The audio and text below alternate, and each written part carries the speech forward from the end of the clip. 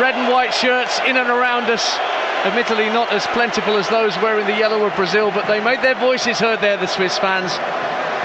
And now the players make their way down the line. Stefan Lichtsteiner leads the handshakes.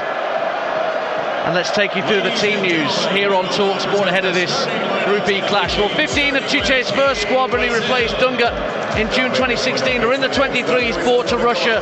He's actually elected to go with the same 11 that started their last warm-up against Austria in Vienna that they won convincingly by 3-0. Neymar, Coutinho and Jesus scored that night. They all start. Alisson is the goalkeeper. Danilo, Thiago Silva, Miranda and Marcelo, who skip us the side of the back four. Paulinho, Casemiro and Coutinho are the midfield three, and it's Willian who partners Jesus and Neymar up front. As for the Swiss, well, they beat Japan in their last warm-up game by 2-0. Rodriguez with a penalty and Haris Seferovic, and he's been rewarded with a recall to the starting lineup, having come off the bench in that game. The Swiss side looks like this: Jan Sommer is recording goal, Lichtsteiner of Arsenal skippers the side at right back, Fabian Schär, Manuel Akanji and Ricardo Rodriguez make up the back four. Valon Barami and Granit Xhaka are the holding midfielders, and then Xherdan Shaqiri, so often the main man for Switzerland at major tournaments, Vladimir Gemaili and Steven Zuber of Hoffenheim in behind the aforementioned Seferovic. I guess we're looking, Matt Holland, to Xherdan Shaqiri as the key man for the Swiss if they are to do anything, but defensively that back four have got to be as tight as a drum. Well, they have, and they've got two fullbacks who really like to bomb on as well, in Lichtsteiner and Rodriguez as well, so that's something they have to be careful of, because Brazil, with the quality they've got going forward, can exploit that. So that's a big job for Barami and Xhaka just in front of the back four. Really looking forward to seeing Brazil. It's not a World Cup until you've seen them play. They've won it 5 times previously. The tournament favourites, the pre-tournament favourites, my favourites.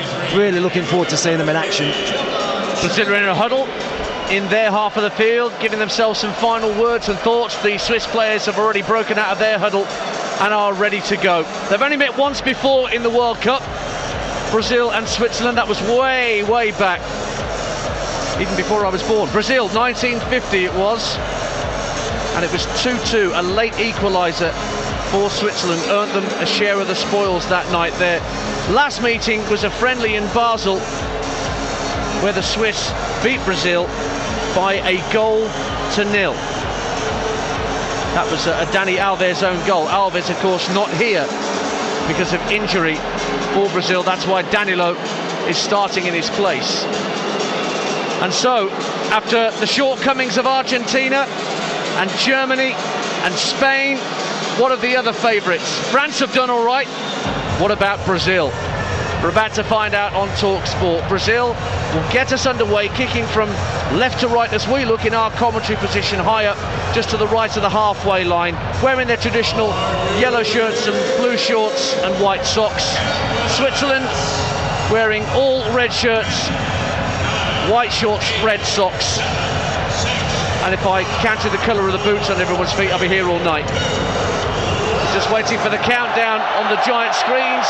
We reach 0 and we're off on Talk Sport. Brazil feed the ball back to their skipper Marcelo in the left back position, who immediately tries to release Coutinho down the left, but his opposite number, Valon Barami, gets stuck in to win the ball back, but Marcelo does brilliantly in tight space to poke the ball forward, looking for Gabriel Jesus, but it's won back by Manuel Akanji, and Shaqiri tries to release Seferovic down the inside right channel early on for Switzerland, but that's been watched all the way by Miranda. Seferovic putting in the pressure by the corner flag, sticking to him like glue, and he's forced to throw as he knows the ball hasn't gone out of play. He's done really well, Seferovic, and they've won a throw finally down that right hand side of the Swiss, just about level with the edge of the Brazilian penalty area, 0-0. Brilliant atmosphere, so many Brazilian supporters here inside the stadium. Interesting to see how they lined up as well, because there's a suggestion that Coutinho might play ahead of Casemiro and Paulinho. It doesn't look like that's the case. It looks like Casemiro is just going to sit in front of the Brazilian back four,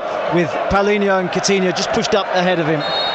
Casemiro, one of the important players that was recalled by Chichi to this revamped Brazilian lineup. I mentioned him giving him Gabriel Jesus a debut. Well, he gave Casemiro a second wind as an international footballer without question, and he's been one of the reasons why Brazil's qualification campaign for this World Cup which looked in jeopardy in the early stages, got itself spectacularly back on track, and Brazil were the first country, other than the hosts, Russia, to qualify for this jamboree. Here come the Swiss, though.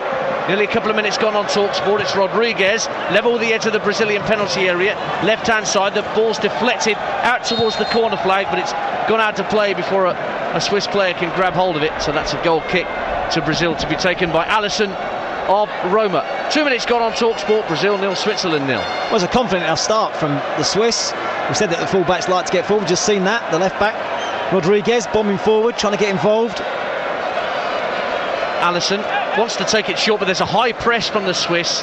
He has gone out left to the midway point of his own half, and Marcelo, but three Swiss players led by Seferovic and assisted by Blerim Zemaili and Shaqiri, just stopping them, played out to one of the centre halves in front of the 18-yard box. Here, though, is Thiago Silva, given an opportunity tonight, somewhat surprisingly, in place of Marquinhos, who played most of the qualifiers for Chichi in Brazil. Coutinho out to the left-hand side on the halfway line for Marcelo, his captain. Coutinho goes again, tries to drift past Barami, but Barami gets the better of him, and Lichtsteiner, the skipper, clips the ball into the Brazilian half, and Shaqiri knocks it down intelligently. It's now picked up by Steven Zuber of Hoffenheim. Plays the ball out to Shaqiri on the right-hand side. Lichtsteiner on the overlap, but Shaqiri looks to go alone into the area and clipped over the bar by Zemaili in a good position about 8 yards out. Ball bounced just in front of him, tried to get on top of it, but it's over the bar. Brazil have a goal kick, and it stays 0-0. Well, we said it had been a confident start from Switzerland, and it has. That move started with Barami, though. We talked about those two in front of the back four. It was so important. He tracked the runner Coutinho, won the ball back, and then Swiss tried to counter-attack. Shaqiri's ball into the box was a decent one, and they're their first attempts on goal. Once again, high press from Switzerland for the goal kick. And they've won it back on the halfway line as Brazil clear it hurriedly. A clear tactic from Vladimir Petkovic, the Swiss boss, to prevent Brazil just casually rolling the ball out from the back. Ball's back with the Swiss keeper, Jan Sommer, decked out all in black tonight in his goalkeeping get-up. Ball played up to the halfway line, looking for Haris Seferovic, but that's intercepted neatly by Casemiro. And now Neymar with his first touch, with blonde highlights in his hair for this World Cup. Can have no trouble spotting him, nor his skipper Marcelo with his big hairdo just out to his left-hand side. And Neymar's just won a free kick for a bit of a nibble at the back of him by Valon Barami. It's interesting, isn't it? All eyes are on Neymar. As soon as he picked the ball up, there were 3 or 4 Swiss players all around him, not giving him a moment's peace. 4 minutes gone on TalkSport. Matt Holland alongside me, Ian Danta here in Rostov. Brazil 0, Switzerland 0. After Mexico stunned the Germans a couple of hours ago, beating them by a goal to 0. And Serbia in this group beat Costa Rica by a goal to 0. Now Brazil in possession inside their own half with Marcelo.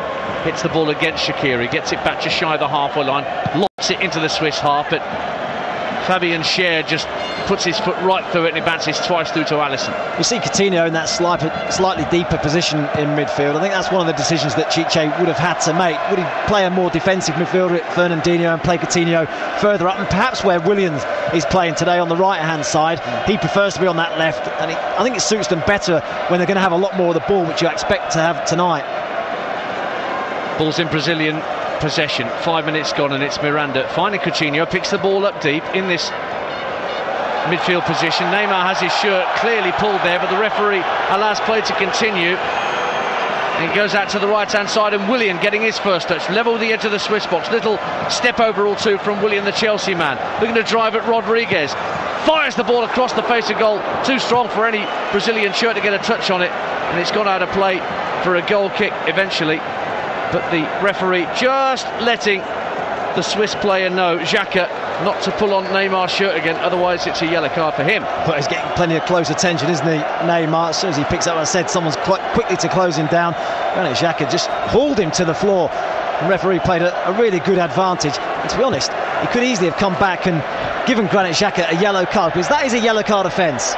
And Switzerland getting a taste of their own medicine in terms of the high press from the goal kick, because Jan Sommer's just booted the ball out of play under pressure, trying to fire it out to the left-hand side for Rodriguez, because there were yellow shirts dotted all around the edge of the 18-yard box. Well, they've done that much better under Chiche.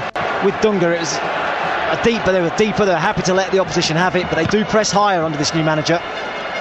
You and I saw it when they beat the Germans in a friendly back in March by a 0-0. Switzerland have cleared their lines this time though. High ball over the top looking for Seferovic, but Thiago Silva deals with it. Miranda helps the ball over the halfway line, but a diving header from Lichtsteiner returns it with interest back into the Brazilian half. Nearly 7 minutes gone on World Cup Live on TalkSport. No goals yet between Brazil and Switzerland, but here come the Swiss again down the left-hand side, looking for Steven Zuber, who can play at wing-back or at winger, playing as one of the three attacking midfielders, but he can't get his cross in. The ball's lobbed forward, and Gabriel Jesus forces Akanji into a weak header out to the Brazilian right, where it's picked up by Jesus. Paulinho driving into the area right-hand side, just runs out of ground before he can wrap his foot round the cross, and it's another goal kick to the Swiss, 0-0. More evidence of that high press though, Jesus this time. He's got a choice to pick, hasn't he? Jesus or Firmino up top, and both of them do the job equally as well, that closing down from the front.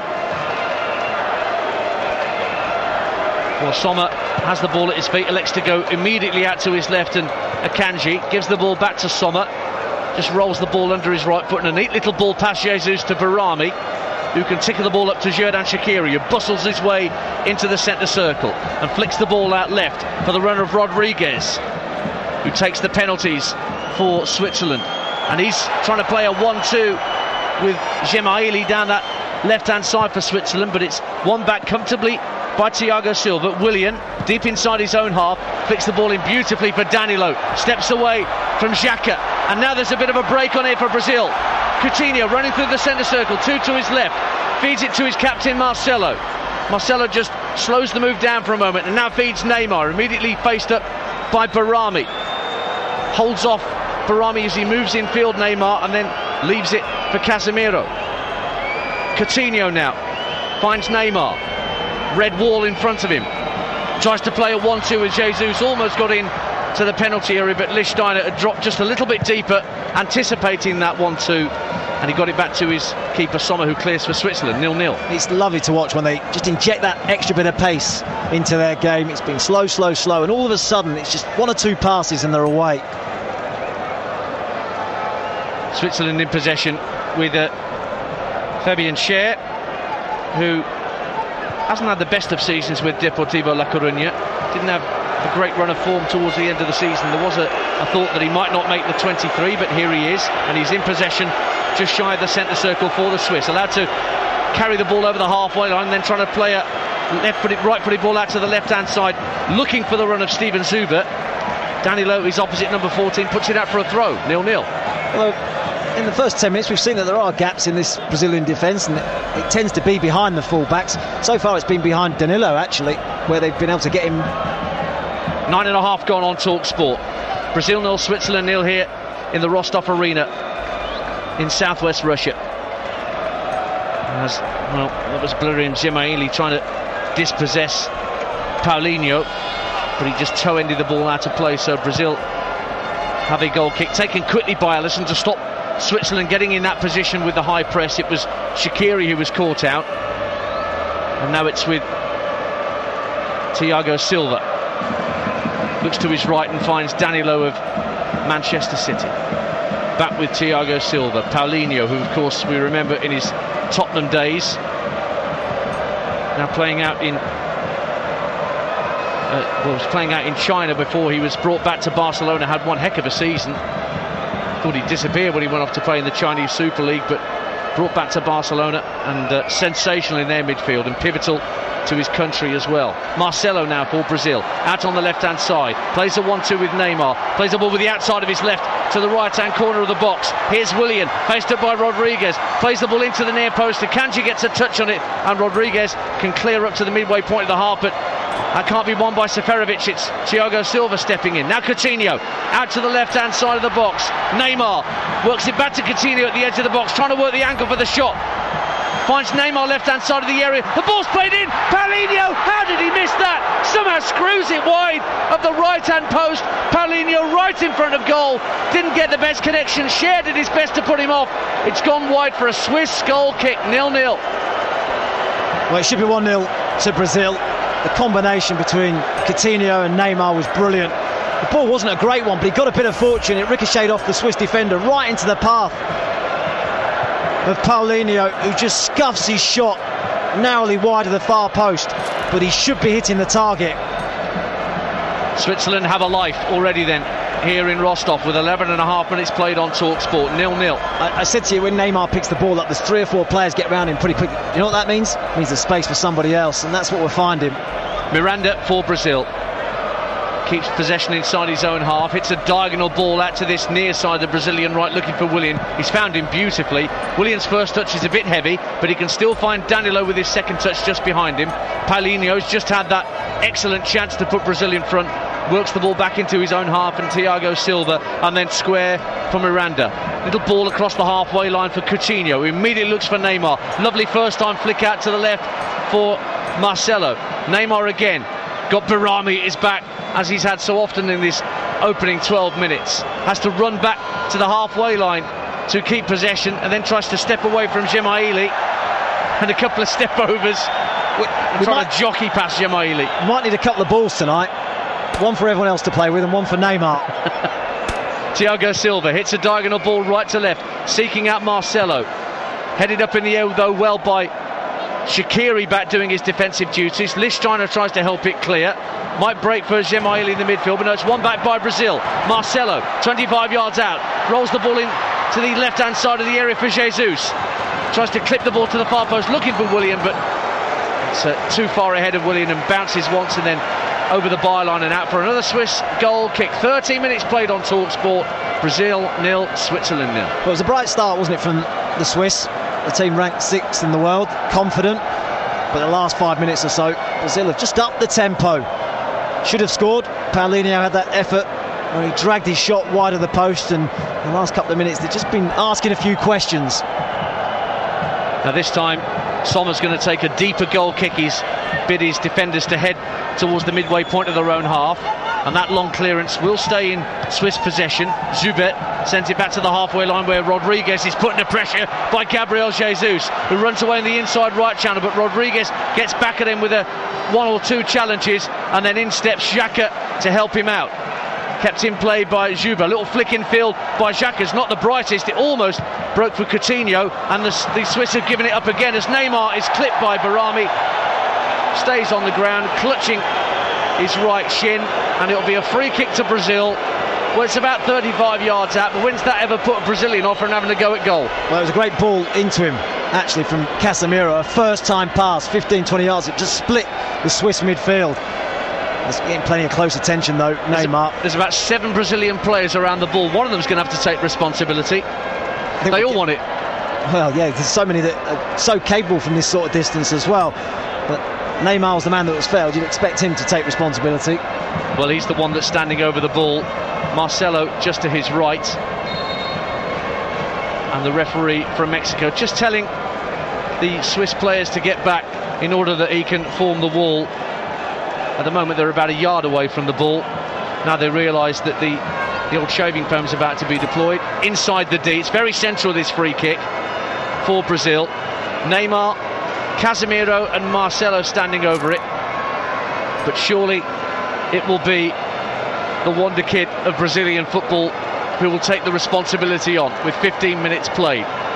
Takes 3 steps back from the ball. The wall is set at the edge of the 18-yard box, and we wait to see what Neymar can produce. Slow run up to the ball, right-footed, straight into the wall and away towards the halfway line. Picked up by Thiago Silva, and he'll pass it further back into his own half for Miranda. 0-0. Yeah, not a good one. It's a World Cup where we've seen actually 3 goals already from direct free kicks. We were there in Sochi to witness Ronaldo score that late goal, didn't we? Wasn't bad. That's as many free kicks already in this tournament as I think we had in the whole of the last World Cup. Well, we haven't added to it with that one from Neymar. Not his best effort, fair to say. No, but he'll probably get more. But it's 0-0.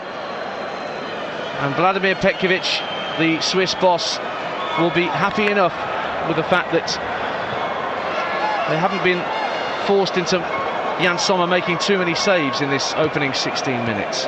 Brazil in possession, though, as there have been since the opening 3 or 4 when the Swiss started quite brightly, but it is their ball at the moment. Coutinho strokes it out to the far touchline where Marcelo waits. On the halfway line, back with Coutinho for Brazil. You're listening to Talk Sport And Coutinho plays a lovely 1-2 with Neymar. Now Gabriel Jesus released down the left-hand side of the penalty area. Tried to send it in for Paulinho, who again was the furthest player forward centrally. But Sommer dived on the ball at his near post and claimed it, 0-0. Brilliant from Coutinho. Much like at Liverpool, where he changed his position, didn't he? Where he was one of the more advanced players and he went into midfield. The same now for Brazil, that slightly deeper position, but he's looking to get on the ball at every opportunity. And a little 1-2 and a fabulous ball through to Jesus as well. He's starting to really pull the strings. Jan Sommer forced by Neymar to clear hurriedly out for what is now a Brazilian throw, just inside the Swiss half, left-hand side. And it's worked back to Miranda for Brazil to start again, stroking the ball out with some authority in these early stages now. The 5-time world champions. Willian running back to the halfway line, but dispossessed by Valon Barami, but immediately Casemiro steps in to stop Barami getting his head up and seeing what was around him. It's a throw to Switzerland, 0-0. Thrown back by Rodriguez for Manuel Akanji, who helped Basel into the Champions League knockout stages before joining Borussia Dortmund.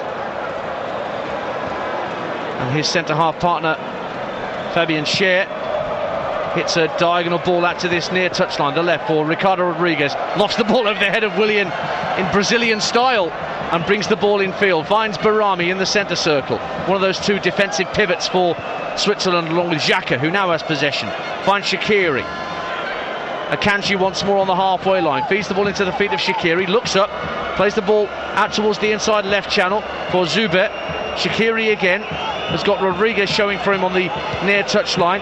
Forced to go back into his own half though in Akanji. But now the Swiss have possession. You can tell because the Brazilian crowd are booing them. And now Xhaka sends the ball out to the left on Rodriguez. Little first time touch in field for Zuber, but that was a nothing ball from Zuber, trying to hit it down the inside left channel, down the left hand side of the box, but Shaqiri was caught on his heels. Not his fault, ball was hit too hard, and that's a Brazilian goal kick at 0-0 on TalkSport. But they've been brave enough on the ball, Switzerland. I think they're going to have to be as well, because they are going to get pressed by Brazil, so they have to be good enough to deal with that, and they've been brave in possession so far. Brazilian possession once again with Marcelo. Coutinho just ahead of him as he moves into the Switzerland half, a couple of yards in from the touchline. Neymar touches it back for Marcelo. Coutinho again, shielding the ball from Barami. Lovely little dink in field for Neymar, rides one challenge, gets to the left-hand corner of the box, feeds Marcelo on the overlap, early cross in, headed clear by Zuber, only as far as a right-footed shot from Coutinho that goes right into the postage stamp. What a hit from Coutinho to see Brazil in front inside 20 minutes. We've seen him do it so often for Liverpool and then for Barcelona. Sommer grasping for thin air, and Coutinho superbly fires Brazil in front. Brazil 1, Switzerland 0. Absolutely outrageous from Coutinho. We've seen some wonder goals already in this World Cup. We've just seen another, and this could be the best of the lot so far.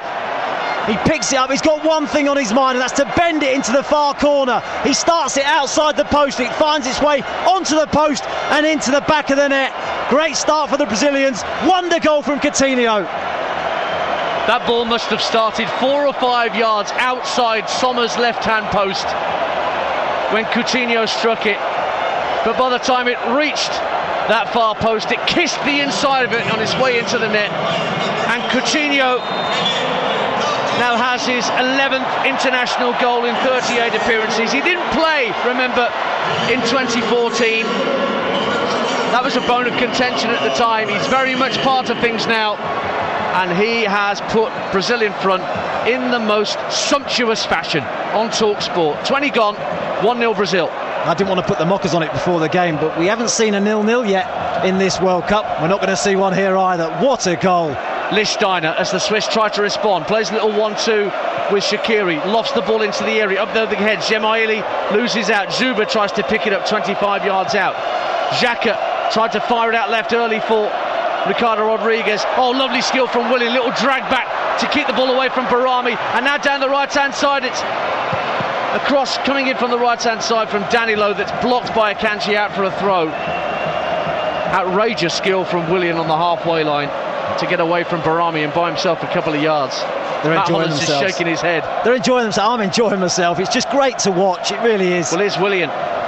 level with the edge of the Swiss penalty area.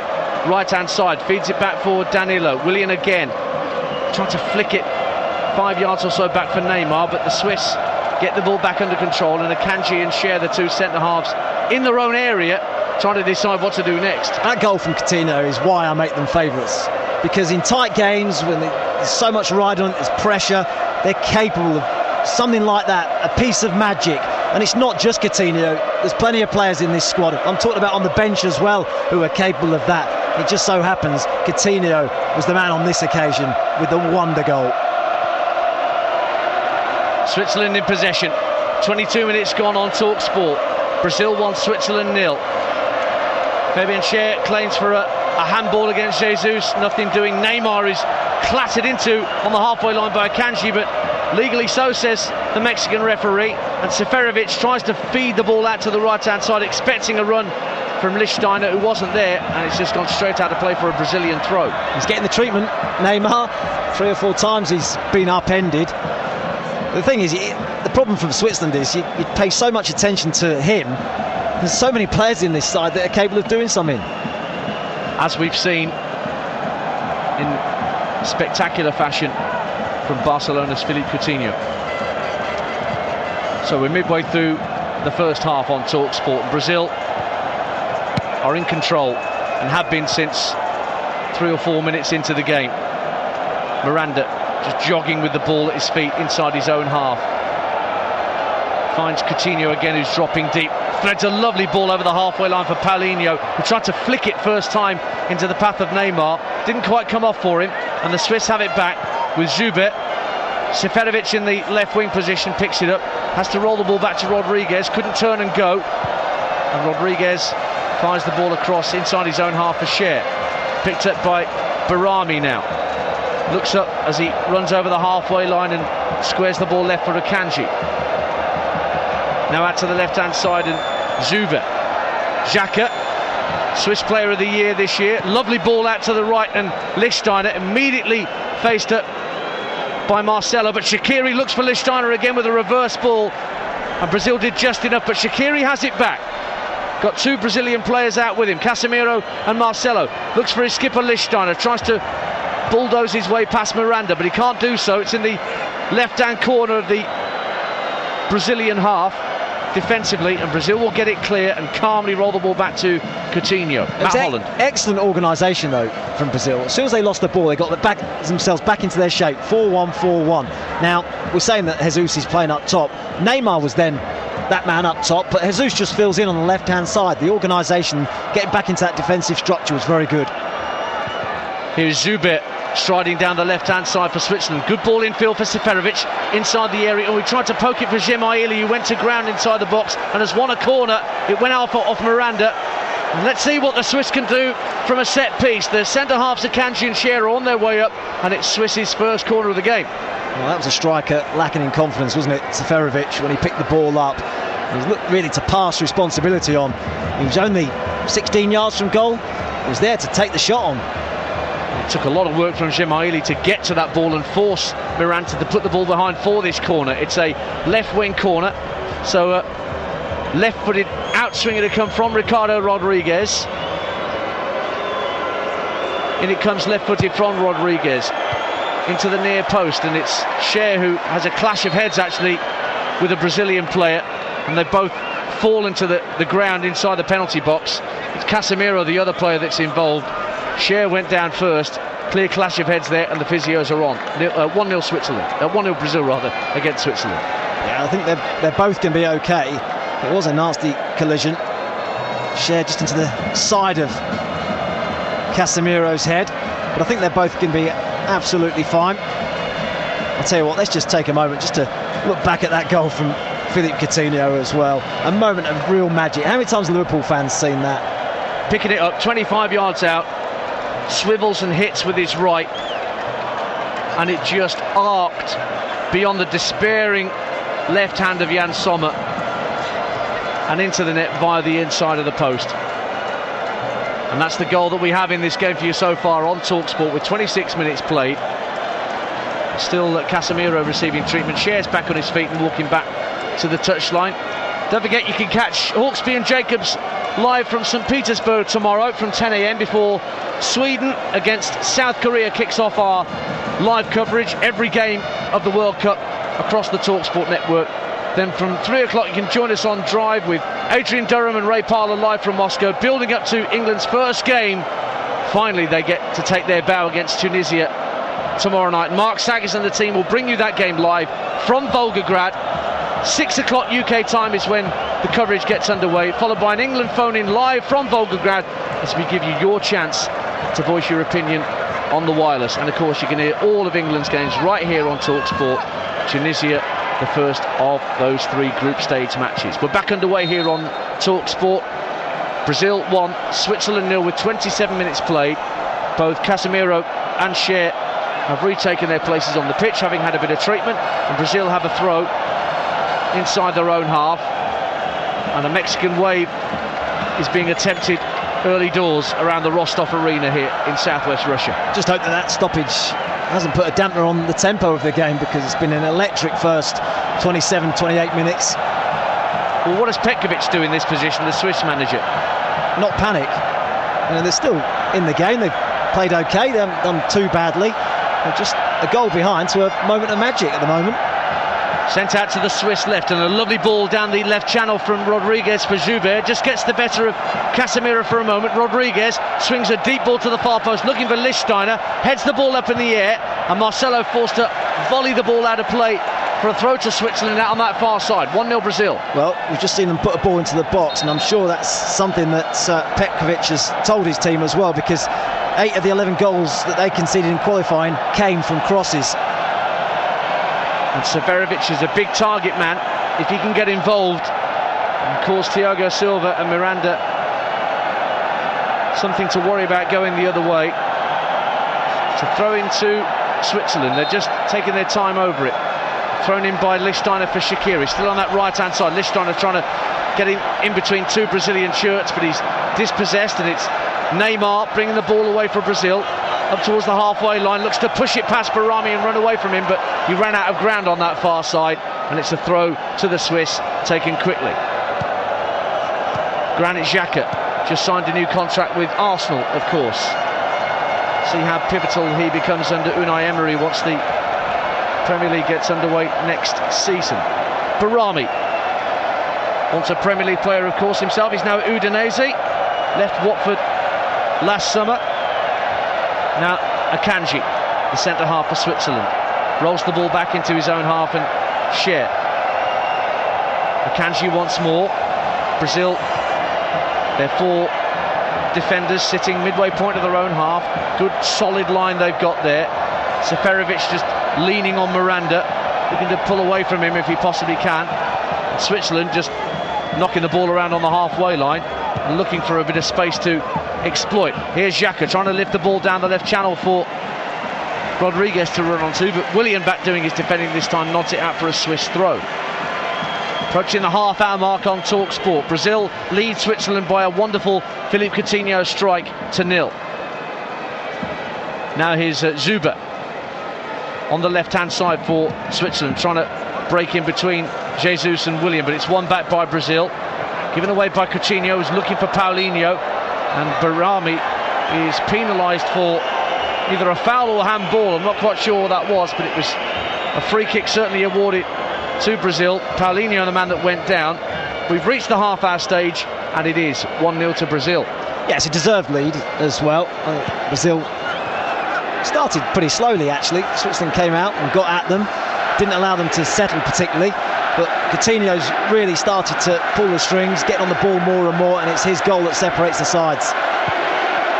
And since 1966, Brazil have scored 37 goals from outside the box at World Cups. That's 11 more than any other team. And here's Neymar trying to make it 38 as he drives forward, and he's brought down, and it's going to be another free kick, and a yellow card is shown Stefan Lichtsteiner's way as Neymar stays with his back on the turf, but it will be Brazil's free kick out on the left-hand side, about 25 yards out.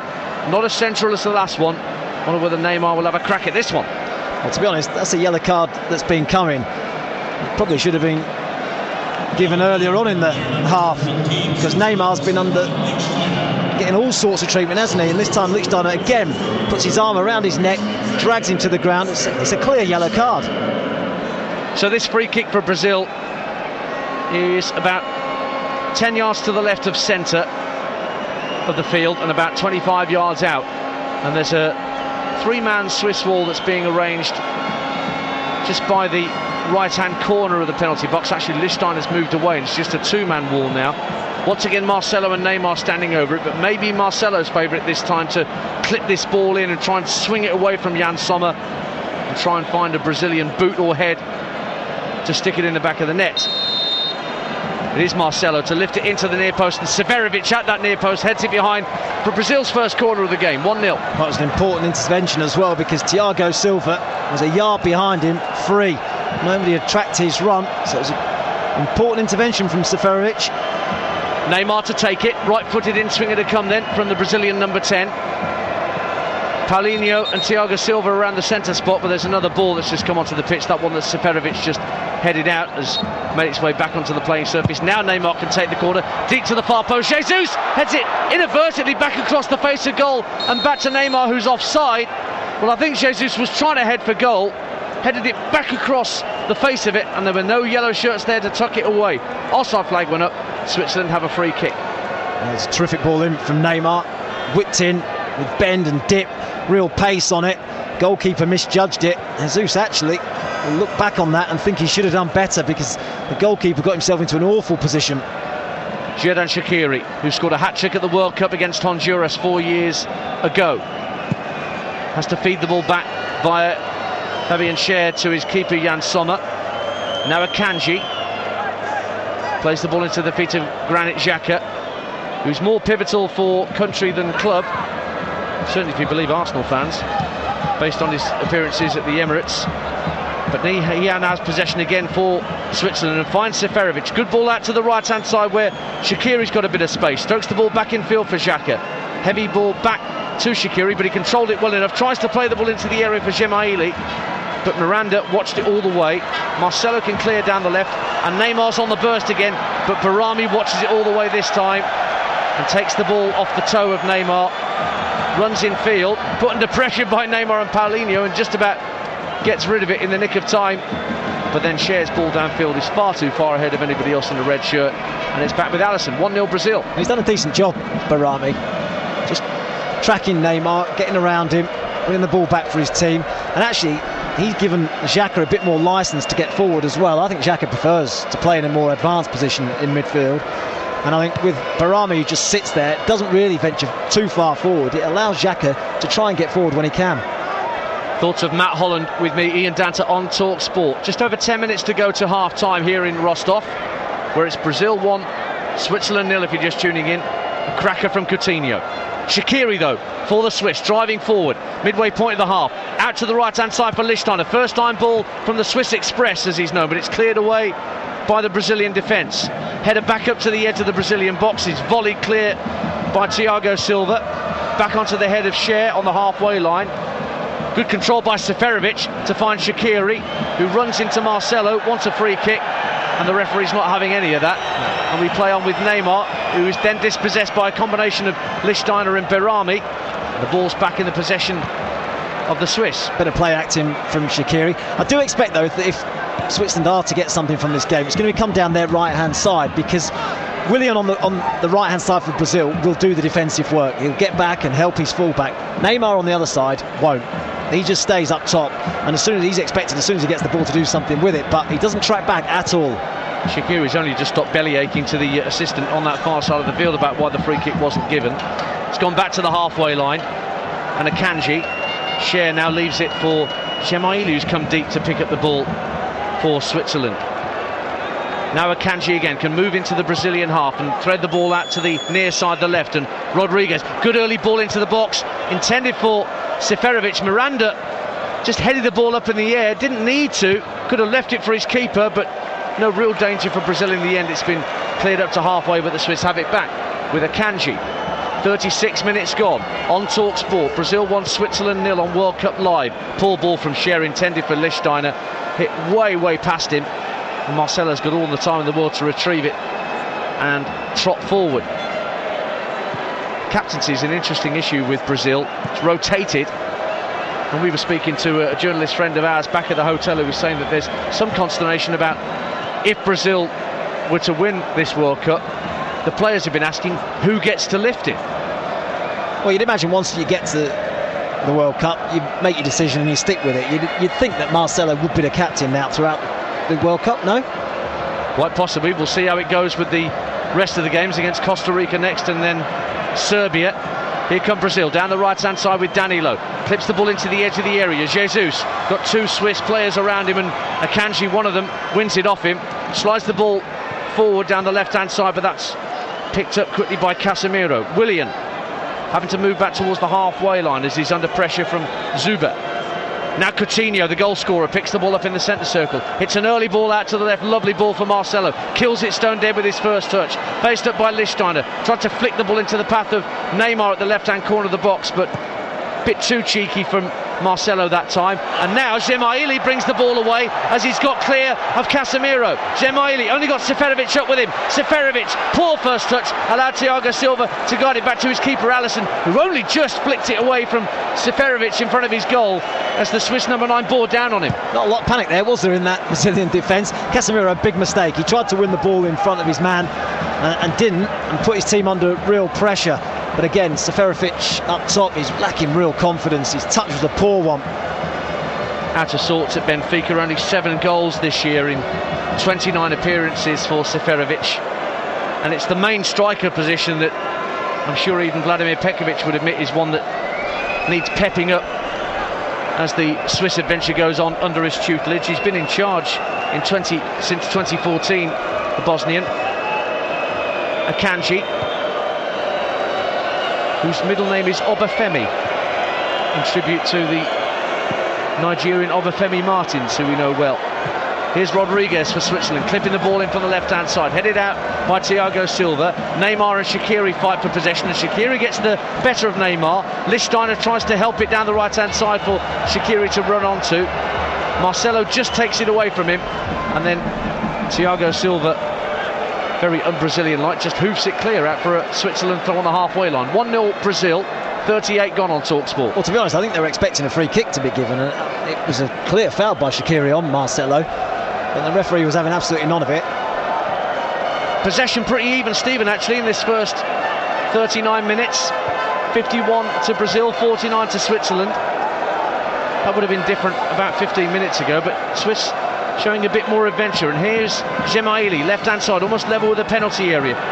Gets away from Danilo temporarily. Plays a lovely ball into the area for Zuber, who drives it right into the face of Thiago Silva, who's gone to ground. And the referee will allow play to be halted so that Thiago Silva can get some treatment for the head injury. But that was fairly fizzed right into his left ear, I think, by the shot from Zuber. And it has gone out of play. And it's still Brazil 1, Switzerland 0. Yeah, it should allow Thiago Silva to get a bit of attention. In fact, he's not even going to require it. He's just getting back to his feet. Just took it on the side of the head, right on his ear. To be honest, it's because it was about 25 yards off target, that shot. He's one of the veterans in the Brazil squad. Made his debut over 10 years ago, before the Olympics. Didn't feature in South Africa, but was captain in that 2014 campaign that ended so horrifically for the Brazilians in front of their own in Belo Horizonte against Germany. We're back underway, and Thiago Silva, as Matt Holland rightly mentioned, didn't need treatment, so he's still out there.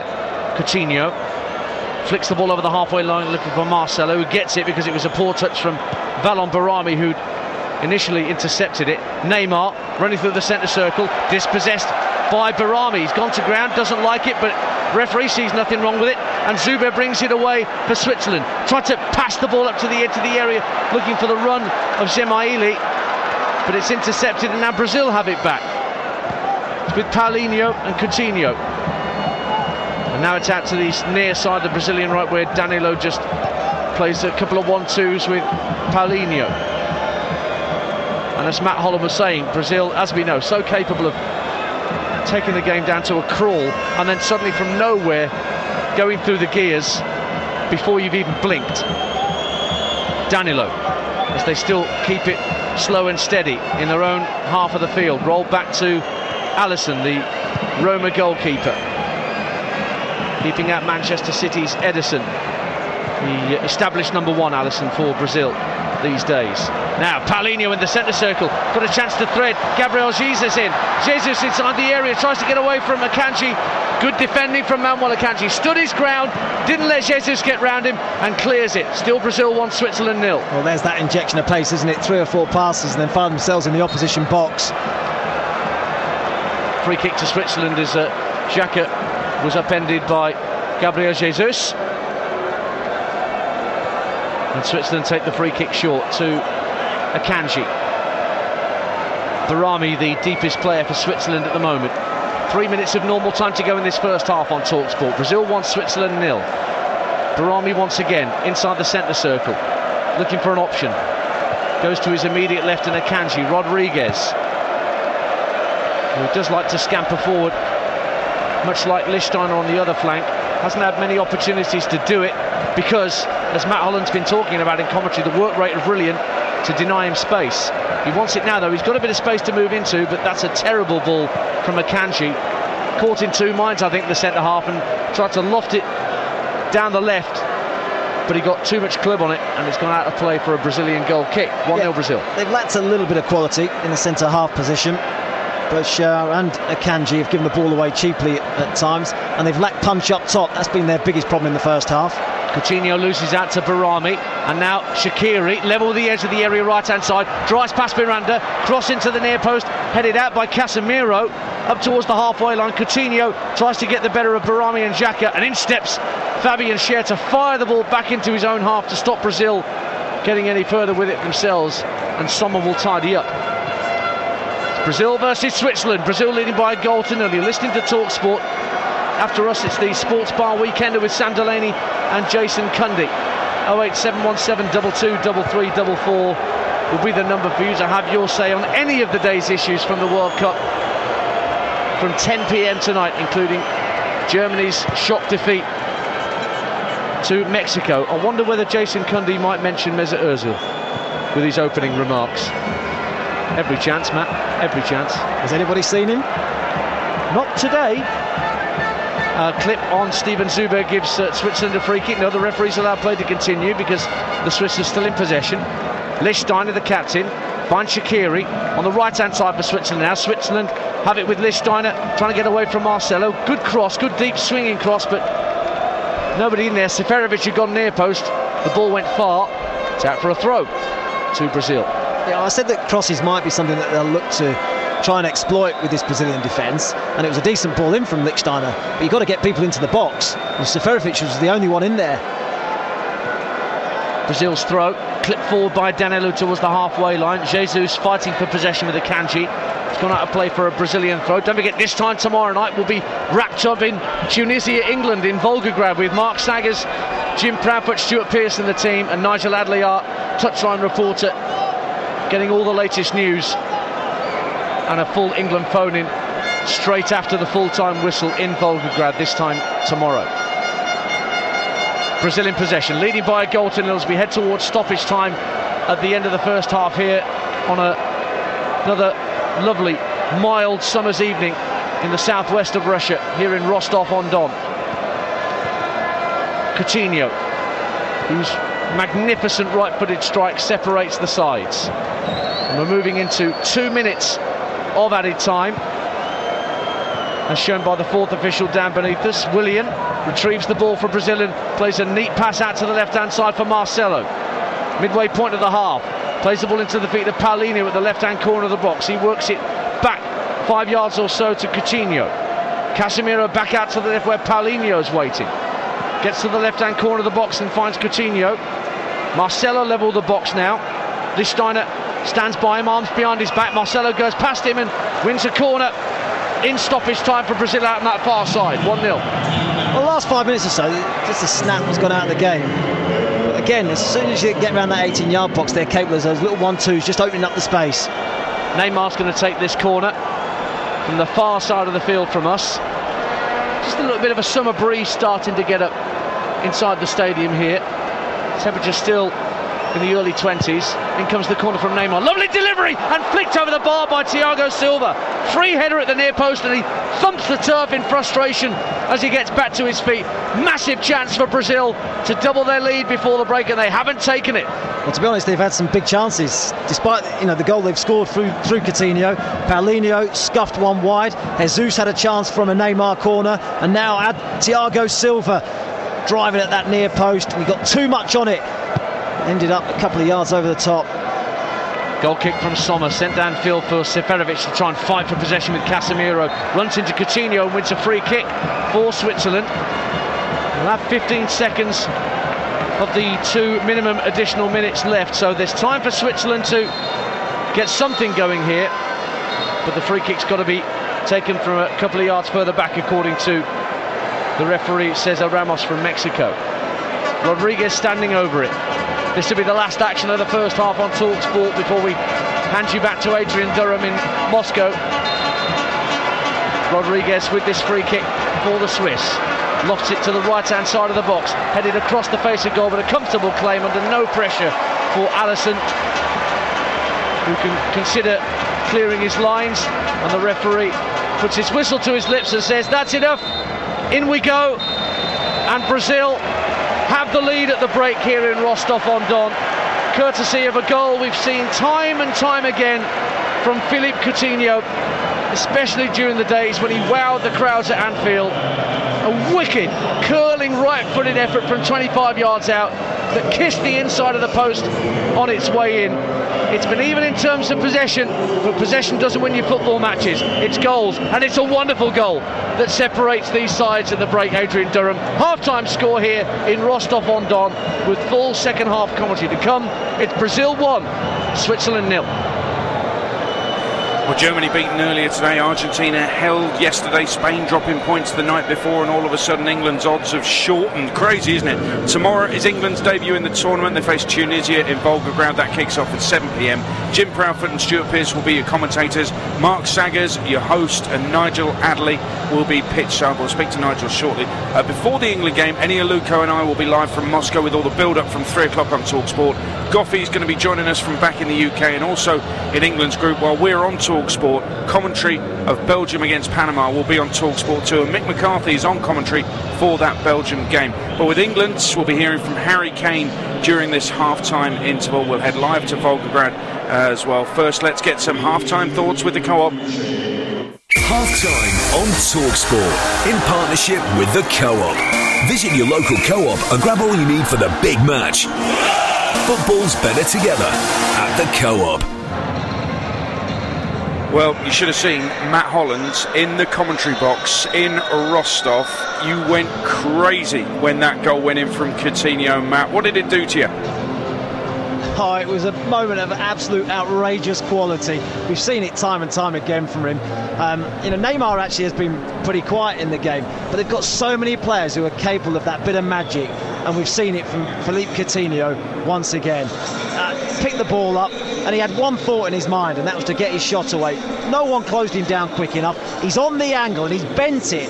He's started it 3 or 4 yards wide of the post, but it's worked its way back, and it's ended up hitting the post, and it always looks better when it hits the woodwork, doesn't it? We talked about that the other night when Isco smashed one against the crossbar and found its way into the back of the net. An outrageous goal.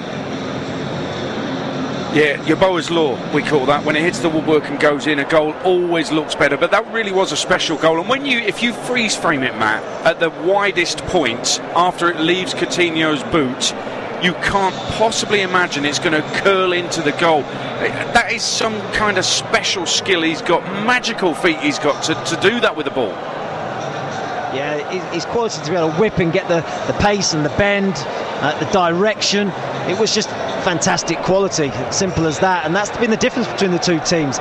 Switzerland have given a good account of themselves. They've kept the ball pretty well throughout the half, but they do look really toothless up top.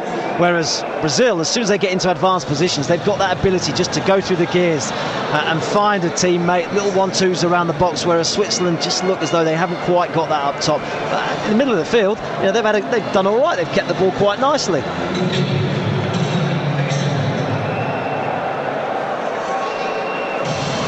Well, in terms of Haris Seferovic, I have to say, he had a great career as a youth, top scorer in a FIFA Under-17 World Cup, Matt, but, you know, at the senior level, when it really matters, when you step up to the big plate, he just hasn't got it, as he's. So you've got to look elsewhere, and we wanted some magic from Shaqiri. That hasn't happened either. The great thing for Switzerland, Matt, is it's only 1-0, so they're still in the game. Oh, they're still in the game, and you just wonder when he starts to make a change, because he must even be thinking about it now with Seferovic. I mean, he's been so easy to mark. His movement hasn't been good enough. He looks like he's lacking confidence. He's passed the buck at times. You know, he's had chances to get his shot away, and he's tried to find a teammate instead. His build-up play hasn't been good enough. You just wonder whether Vladimir Petkovic is already thinking about trying to do something and change it up a bit. Maybe Embolo possibly to come on and do something different, because he hasn't been good enough up front. And as for Brazil, listen, you can't see them ruining the missed chances, but they should be more than 1-0 up. Yeah, they should. I mean, as I say, I think Switzerland have done okay, but Brazil have had some glorious chances. Paulinho should have hit the target. He should have scored. He was only 5 yards out when he dragged a horrible shot wide of the post, and then they've had a couple of chances from corners as well. So it's been good to watch, actually. It's been great to see Brazil. We wanted to see them. We wanted to see what they were going to be like at this tournament. They haven't been at their ultimate best, but they've been much better than the opposition. They have half-time. Brazil lead by 1-0. That was our look back at the first half with the Co-op. Football is better together at the Co-op. Half-time on TalkSport in partnership with the Co-op. Visit your local Co-op and grab all you need for the big match. Football's better together at the Co-op. Brazil on top in Rostov, live on TalkSport, but it's not Neymar, it's Coutinho with a special goal.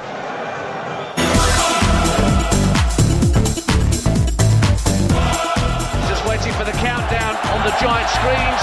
We reach 0 and we're off on TalkSport. Shaqiri looks to go alone into the area and clipped over the bar by Gemaili in a good position about 8 yards out. Ball bounced just in front of him. Tried to get on top of it, but it's over the bar. Brazil have a goal kick. Finds Neymar left-hand side of the area. The ball's played in. Paulinho, how did he miss that? Somehow screws it wide of the right-hand post. Paulinho right in front of goal. Didn't get the best connection. Shared did his best to put him off. It's gone wide for a Swiss goal kick. 0-0. Early cross in, headed clear by Zuber. Only as far as a right-footed shot from Coutinho that goes right into the postage stamp. What a hit from Coutinho to see Brazil in front inside 20 minutes. We've seen him do it so often for Liverpool and then for Barcelona. Sommer grasping for thin air, and Coutinho superbly fires Brazil in front. Brazil 1, Switzerland 0.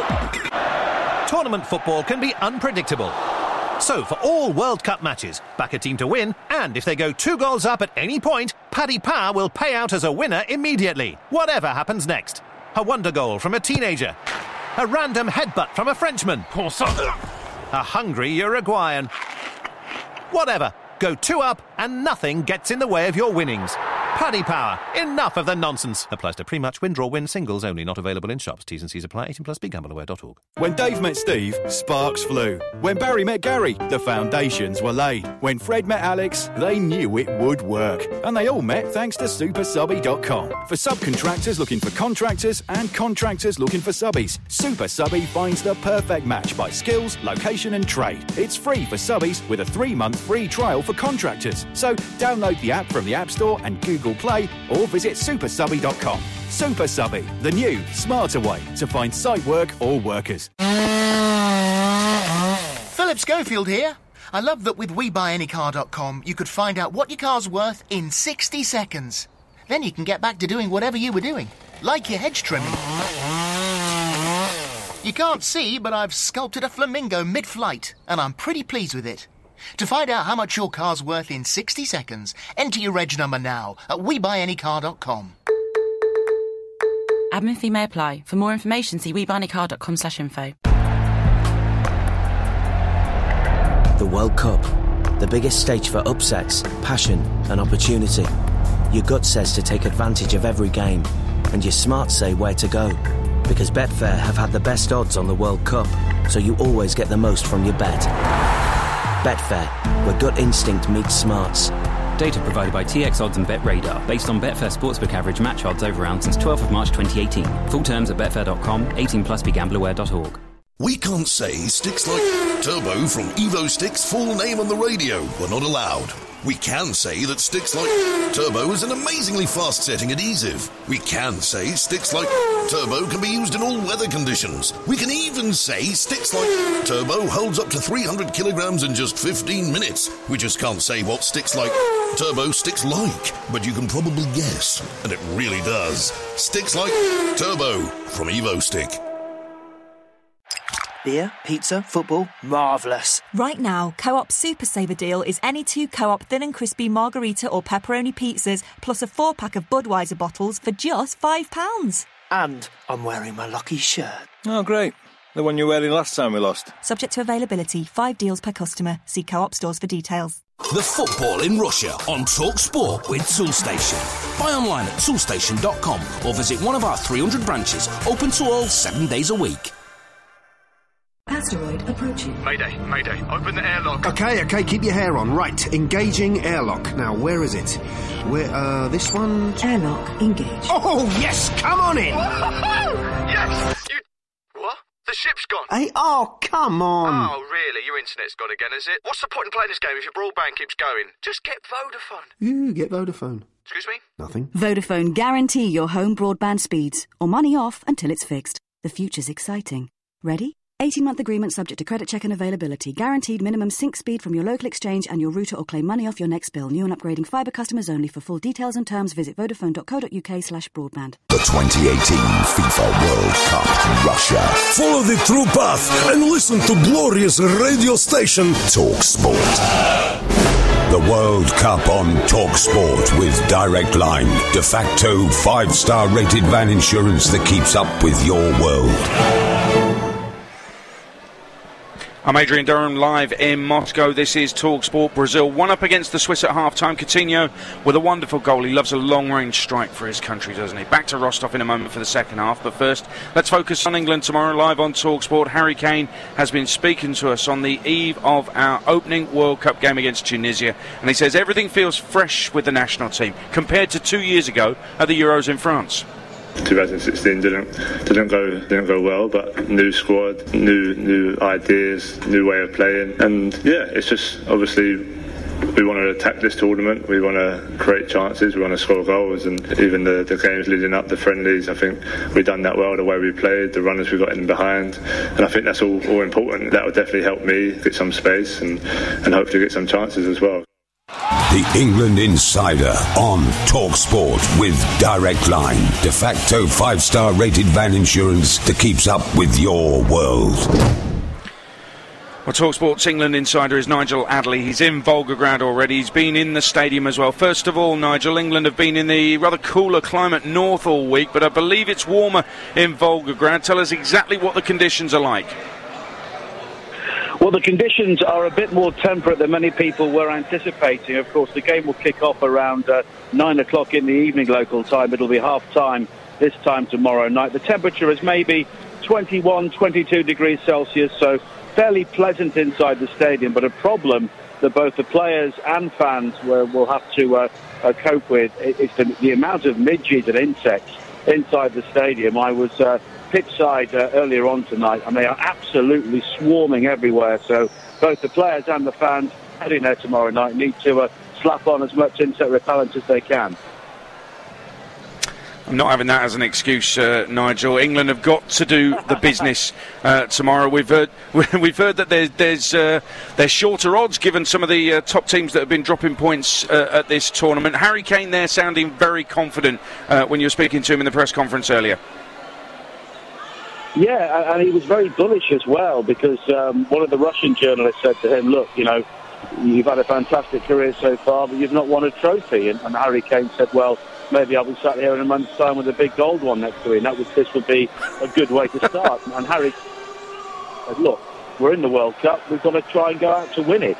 But you look at some of the other results over the past 24 hours or so, of course, the draw for Argentina and that defeat for the holders, Germany, and it's a double-edged sword in many ways. People will start getting excited about what England could do at this tournament, but it just shows as well how competitive virtually every game has been so far, apart from maybe the opening game. And I'm sure Tunisia will cause problems tomorrow night. They're a North African side. They tend to keep the ball very well. They don't show a huge amount of ambition, but I think they'll be a tough nut to crack. Nigel, thank you. Nigel, live from Volgograd on TalkSport, and you heard from Harry Kane there as well. England against Tunisia, live on TalkSport. Stuart Pearce and Jim Proudfoot are your commentary team. Mark Saggers will be your host. That's after we've previewed the game from 3 p.m. on TalkSport. Now, earlier today, Serbia won with an unsavable free kick from the former Man City man Alexander Kolarov. Then Mexico shocked the World Cup holders by beating Germany 1-0 here in Moscow. The tequilas are being slammed under sombreros on the streets of Moscow as I speak. Let's take you back to Rostov now for the second half. Brazil 1, Switzerland 0. He kept his emotions in check as captain on the field with his black boots when he was playing, but in the commentary box this man completely lost his head when Coutinho scored. It's Matt Holland, alongside him your commentator Ian Danter. Well, you got the right to reply there, Matt.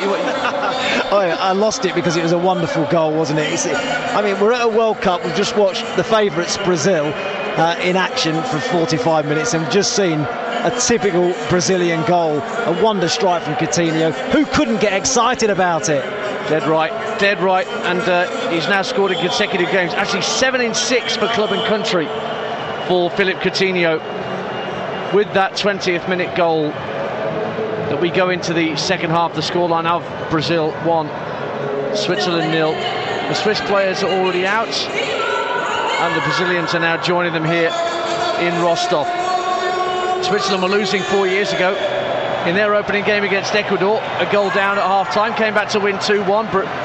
Brazil, they've lost just 3 of their 63 World Cup matches in which they've scored first. They don't give up a lead. Hardly ever. So it's a massive task for Vladimir Petkovic and Switzerland to get themselves back into this game. There are no changes at half-time for either side. Wonder how long it will be before Breel Embolo gets involved for Switzerland to add a different attacking thrust, because Haris Seferovic in that first half was peripheral at best. Switzerland get us back underway wearing their red shirts, white shorts, red socks. I'll run you through the lineup in just a minute. Brazil in their traditional yellow shirts, blue shorts and white socks. Manuel Akanji of Switzerland driving over halfway line from centre-half, plays a good ball up to the feet of Steven Zuber, works it in field for Zemaili, who tries a right-footed drive that arrows wide of Alisson's left-hand post for a Brazilian goal kick. Brazil have Alisson in goal. In front of him, Danilo making his competitive debut. He didn't feature in any of the qualifiers, the Man City right-back, so making his competitive debut tonight. Thiago Silva, Miranda and Marcelo, the skipper, make up the rest of the back four. Casemiro, Paulinho and the goal scorer Coutinho in midfield. Willian, Neymar and Jesus up front. And here is Neymar in the centre circle, playing the ball into the feet of Jesus with his back to goal. Finds Willian, teases the ball out to Coutinho on the left-hand side, striding in field, thinks about trying another shot, instead hooks it back out to this near side, the Brazilian left way. Neymar retrieves it, level the edge of the Swiss penalty area. He's got Marcelo holding back 10 yards or so, receives the ball from Neymar. Now it's back into centre field to Coutinho. Tees back out to this near side of the left, and Marcelo followed by Neymar. Back for Marcelo. Willian, slightly loose pass from him, and there's a foul on Zemaili from Casemiro that earns him a yellow card from our Mexican referee. Then we quickly run through the Swiss side. Sommer is the goalkeeper, Lichtsteiner, Scher, Akanji and Rodriguez the back four. Barami and Xhaka are the holding midfielders, with Shaqiri, Zemaili and Zuber in behind Seferovic up front. Matt Holland. Sloppy, wasn't it, from Willian? It was good play from Brazil. He put his teammate in real danger. Casemiro upends his opponent. Quite rightly gets a yellow card for it. Here's Granit Xhaka firing the ball back to Valon Barami, who's just splitting the two centre halves at the moment inside his own half of the field. Faced up by Gabriel Jesus, he squares it left for Akanji, and he has to go back to his goalkeeper because suddenly Brazil have sprung into life and pressed high up the pitch here. Yeah, it was interesting actually when Brazil had their own goal kick as well, the way that Switzerland really pushed on them. They don't let them play out. If you reminiscent, really. Do you remember Man City playing against Everton this season, when Everton really tried to get the press on, and Ederson just delivered the ball into the middle of the field, and they ended up scoring a goal? It's that Brazil do it exactly the same. Now, Alisson, great with the ball at his feet, just clicked it into I think one of the front men, I think it might have been Jesus, and then all of a sudden the midfield then get up quickly to join him. Switzerland have taken the free kick, but they've lost possession, and a back heel from Neymar finds Marcelo, gives it back to Neymar, driving into the Swiss half. He's got Paulinho just to his right. Instead he goes left to Coutinho, 25 yards out, up to the edge of the area. A touch from Paulinho, trying to guide the ball through for Jesus. But Jan Sommer will run out to the edge of his 6-yard box and claim ahead of the Brazilian number 9. We've played 3 minutes of the second half here on TalkSport. Brazil 1, Switzerland 0. Oh, it's the right idea. The ball was really fizzed into Paulinho. It was a difficult skill. He just got it wrong, but the idea was right because Jesus was free. Good ball out to the left-hand side for Switzerland, and Rodriguez inside his own half. Plays the ball in field for Valon Barami. Now Zuber can look for Rodriguez again, who's continued his run into the Brazilian half. Zuber tries to flick the ball up to the edge of the area, looking for Zemaili. Comes back for him a second time of asking. Seferovic tried to turn the ball round the corner, and Switzerland were very nearly in. They still have it with Lichtsteiner. Tries to cross from the right, deflected off the thigh of Marcelo, and out for a Swiss throw. And they were causing problems at the back there for Brazil. Yeah, they're a bit ragged. We know they're not afraid to try and play out Brazil, but they got themselves into some real trouble there. And they've just won a corner. Shaqiri flicking the ball against Miranda to win the corner down by the corner flag, and it's Shaqiri, the Stoke midfielder, at least currently. See what happens to him during the course of the summer, who's going to swing this corner in, left-footed from the Swiss right. Centre halves, Akanji and Shearer deep at the far post. In it goes from Shaqiri, and it's headed in! It's 1-1, and Steven Zuber has headed Switzerland level. A free header right in front of Alisson. Where were the Brazilian defence? Well, the Swiss don't care one jot, because Zuber has zoomed in to give Switzerland a share of the game. It's Brazil 1, Switzerland 1. Well, if they do have an Achilles heel, and we talked about it in the first half, it's crosses into the box. That's exactly what we've just seen. Decent ball in from Shaqiri, but Miranda will be looking at himself and thinking, what have I done? He's got underneath the ball. He's asking for a foul. There's an arm on his shoulder, but nothing more than that. And Zuber makes no mistake.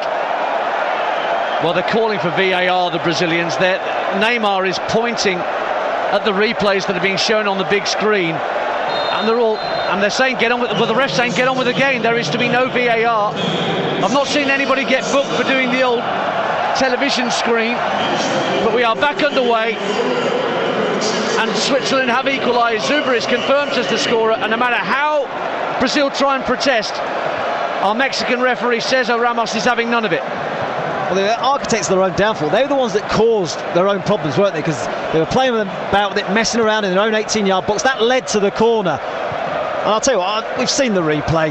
There's nowhere near enough for a foul to be given. It's just poor defending from Miranda. He gets in the wrong position.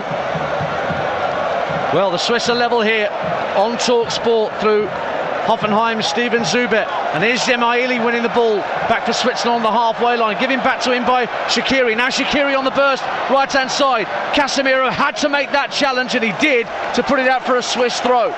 1-1 here on TalkSport with 51 and a half gone. Well, if the belief was starting to drain during that first half, it's back now, isn't it? Back level, and they're feeling good about themselves again. Well, Zuber, who played in Russia for CSKA before he moved to Hoffenheim, scores his 4th international goal.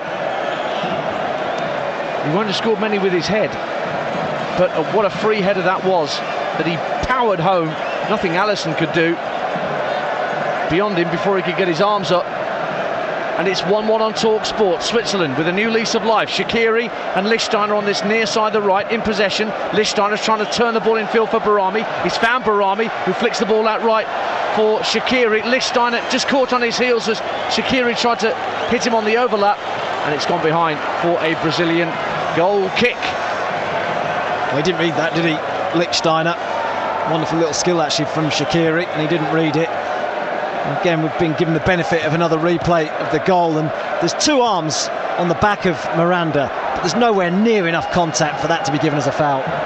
Matt Holland with me, Ian Danta in the Rostov Arena here in the southwest of Russia on TalkSport. Nearly 53 minutes gone in this Group E clash. Remember, Serbia beat Costa Rica earlier today in this group.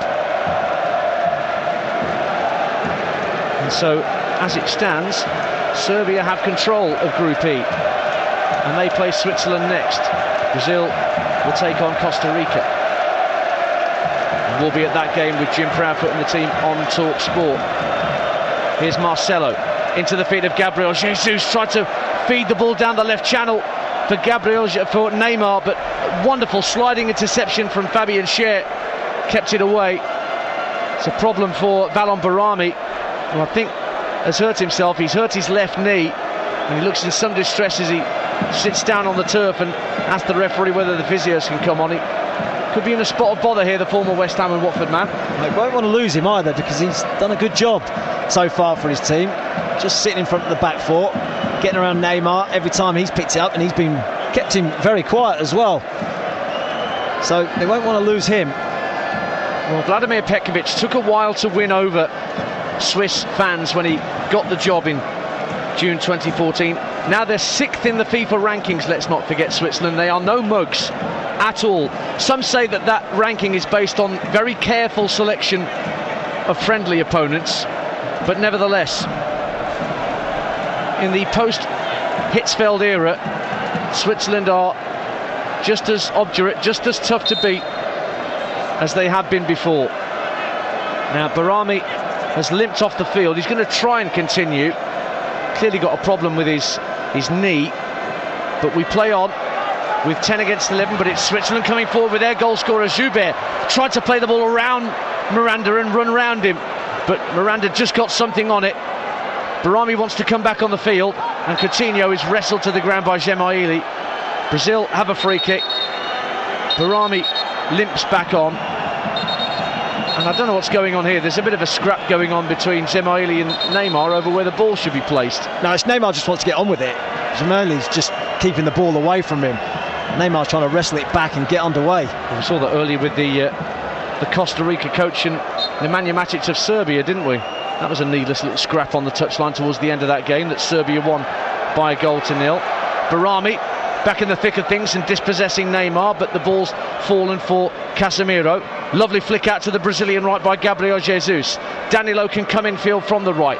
Neymar at the edge of the area, tried to turn it round the corner for Danilo, who continued his run, but that's sent back to the keeper by Casemiro right at the other end of the field. Brazil 1, Switzerland 1, 10 gone in the second half on TalkSport. Well, it's interesting now. Very interesting. First half, Brazil much the better side. Oh, Shaqiri's just won the ball from Coutinho, hit a lazy ball out to the left-hand side, and he's won a throw, Shaqiri, just couldn't advance as far as he wanted to. But just another example of what, Matt, you were talking about sometimes Brazil try and do too many things in wrong areas of the field. Well, they can be guilty of trying to overplay. You have to admire the fact that they want to try and play the whole time. Goalkeeper back through his back four into midfield. But at times, you have to be a bit careful. Shaqiri, right-hand side, clips the ball into the area, straight down the throat of Alisson, who can claim it comfortably and bowl it out underarm for Danilo, who's scampering towards the halfway line, plays it into the feet of Willian, just shy of halfway. Danilo gets it back and considers his options and elects in the end to roll it back to first Danilo Silva and then across to Casemiro. Brazil 1, Switzerland 1 on TalkSport. 11 minutes of the second half gone here in Rostov. And another intriguing World Cup match unfolding before our eyes here.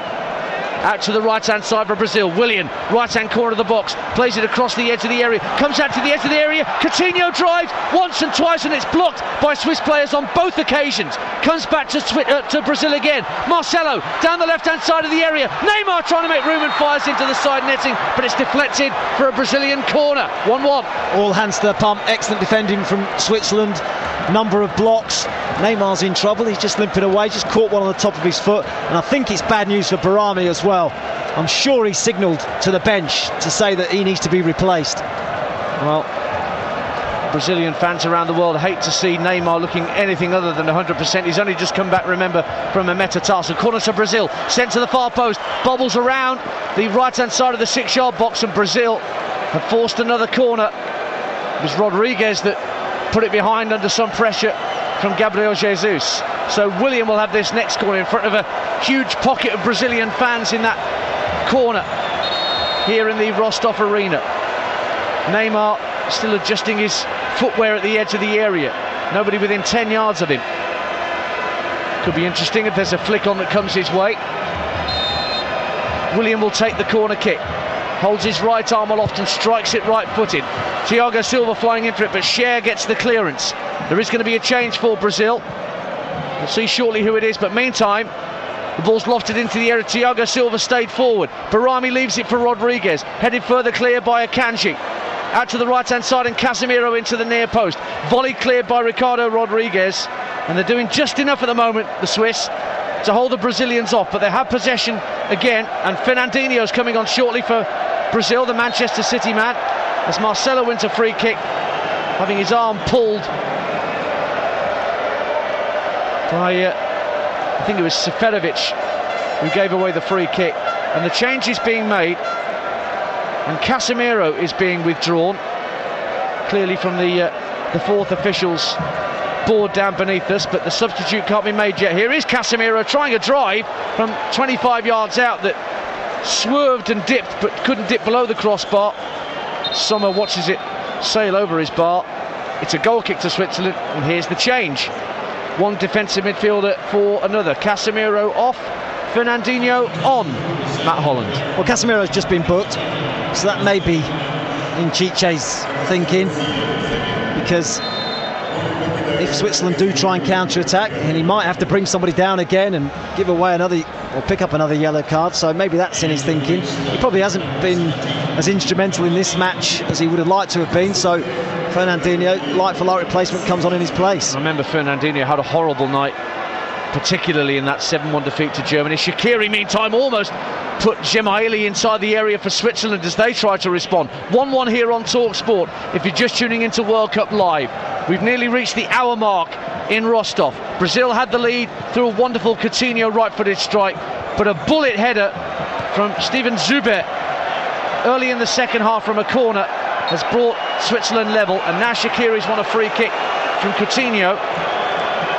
Barami's still out there, Matt Holland. He's stood on the halfway line looking a little disconsolate. I don't know whether Vladimir Petkovic is just going to try and stay with him for as long as he possibly can, but he's not moving all that comfortably. Well, he definitely signalled a couple of minutes ago to the bench as if to say, I think I'm done, I'm really struggling. And there's plenty of them warming up, Swiss replacements behind the goal to our right-hand side, so we'll see. We will see. Here's Akanji, the centre-half for Switzerland, playing a neat ball into the path of Cher, out to the near side, in front of our commentary position, and Lichtsteiner on the right. Plays the ball up to the edge of the Brazil area, but Seferovic can't get anywhere near it. Neymar, trying to burst between challenges once again, runs out of room, but it's picked up by Paulinho. And now Marcelo, Brazil's captain for the night, possibly the tournament, but an overhit ball intended for Danilo.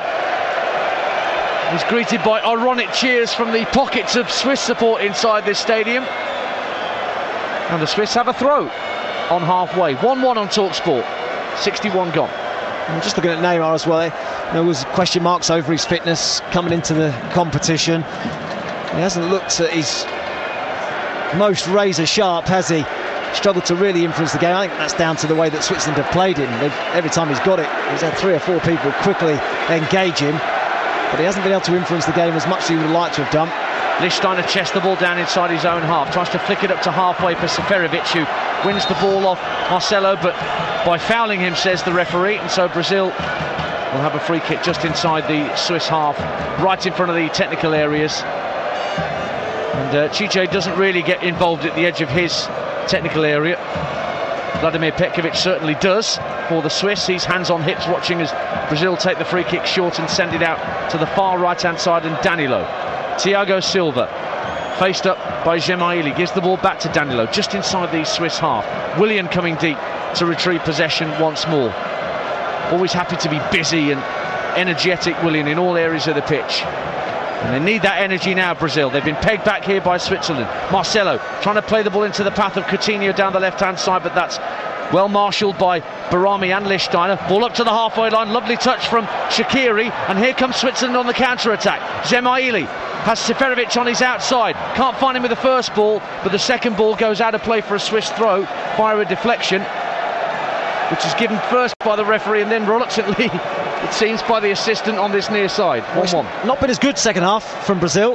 There was a spell in that first period where they were excellent, and Switzerland was struggling to deal with them, but they haven't started the second half in anywhere near the same vein. Lovely flick infield from Neymar inside his own half for Gabriel Jesus, who backheeled it expecting Neymar to be there to receive the return. Not so. Lovely work from Gabriel Jesus to dispossess Xhaka on the halfway line, and he gets it back from Coutinho and then gives it away. Feels he was fouled, but the referee waits play on, and now the Swiss are coming forward. Down there right with Shaqiri. Just loses control of the ball momentarily. Finds it again and looks for Granit Xhaka centre field. Out to the left-hand side, and Ricardo Rodriguez fires across against the leg of Willian and out for a Swiss throw. Still Barami stays out there and may well have run off the injury that he picked up a few minutes ago. 1-1 on TalkSport with 63 minutes played in Rostov.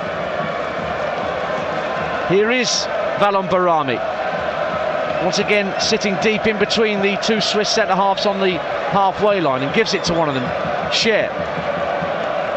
Now it's with Xherdan Shaqiri. You can hear the thump of the ball as he hits a raking ball from right to left, seeking out Granit Xhaka. Akanji forced to go back to his keeper though, Jan Sommer. Here comes the high press again from Brazil, forcing Sommer to clear down the centre of the field, looking for Seferovic.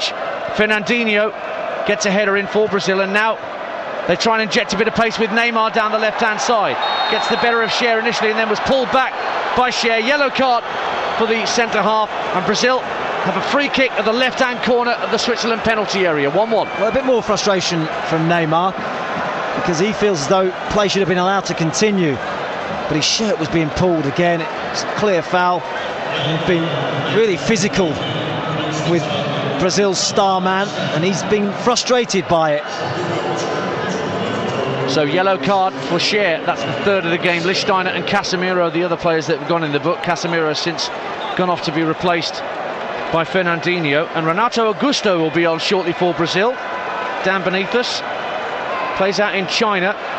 Some thought he might get a starting berth in Brazil's midfield, but he'll be on in a bit anyway. Meantime, it's a free kick for Brazil. Two-man wall. It's at the left-hand corner of the penalty area. Neymar and Marcelo standing over it.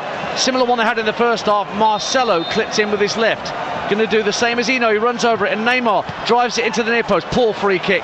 He'll get it back though, but he has to run out to the touchline to retrieve it. Finds Marcelo, burst past Zemaili. Lovely ball into the near post, headed out by Cher to Fernandinho at the edge of the box, and it's driven via a deflection out for a Brazilian corner kick. 1-1. Yeah, it'll be Paulinho that makes way for Renato Augusto.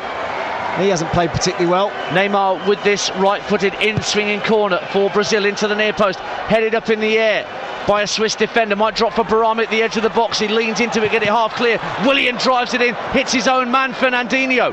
Breaks out to the right-hand side by the corner flag, where Gabriel Jesus goes to retrieve it.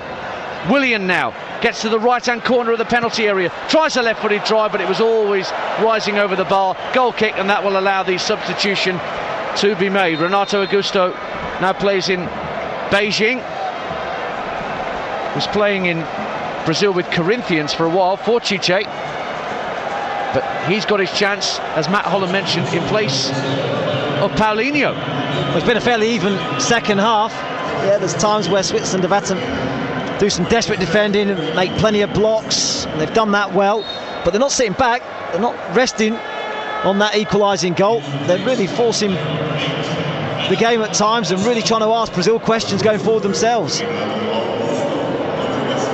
Switzerland, the only side in history to have ever beaten the winners of the tournament in the opening fixture. That was against Spain 8 years ago. They bloodied the nose of several high-profile opponents down the years at World Cups.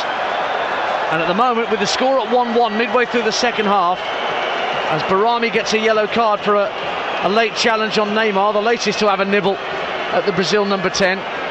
He could have had a yellow card in the first half, Valon Barami, and probably should have done.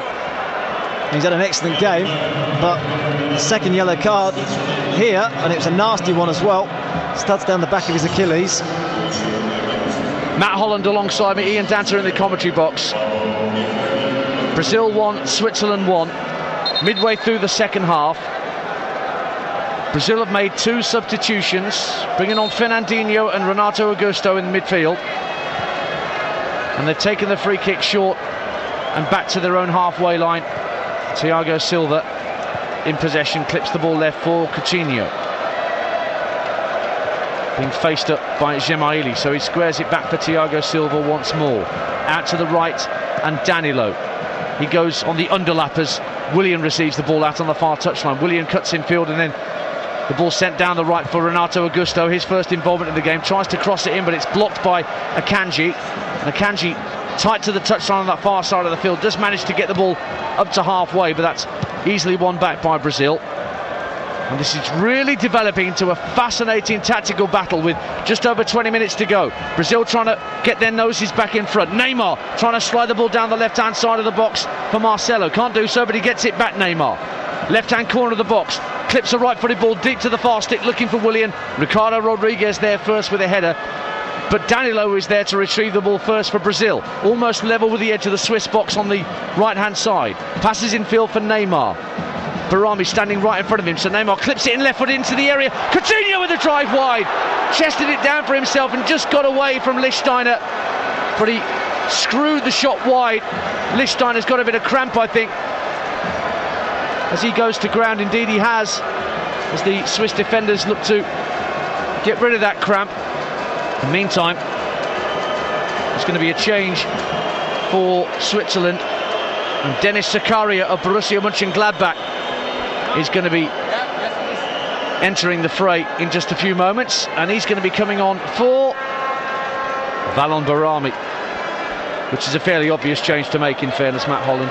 Yeah, I thought that was going to happen. I think he'd been asking it to come off for about 10 minutes, to be honest. He's resisted that, Vladimir Petkovic, but eventually I think he's been forced to make the substitution. Just going back to that Coutinho chance. I mean, we've seen him bend one in from 25 yards in off the post. This was a really good chance. Neymar's delivery has not been very good at all this evening, but he picked out a fantastic pass to Coutinho.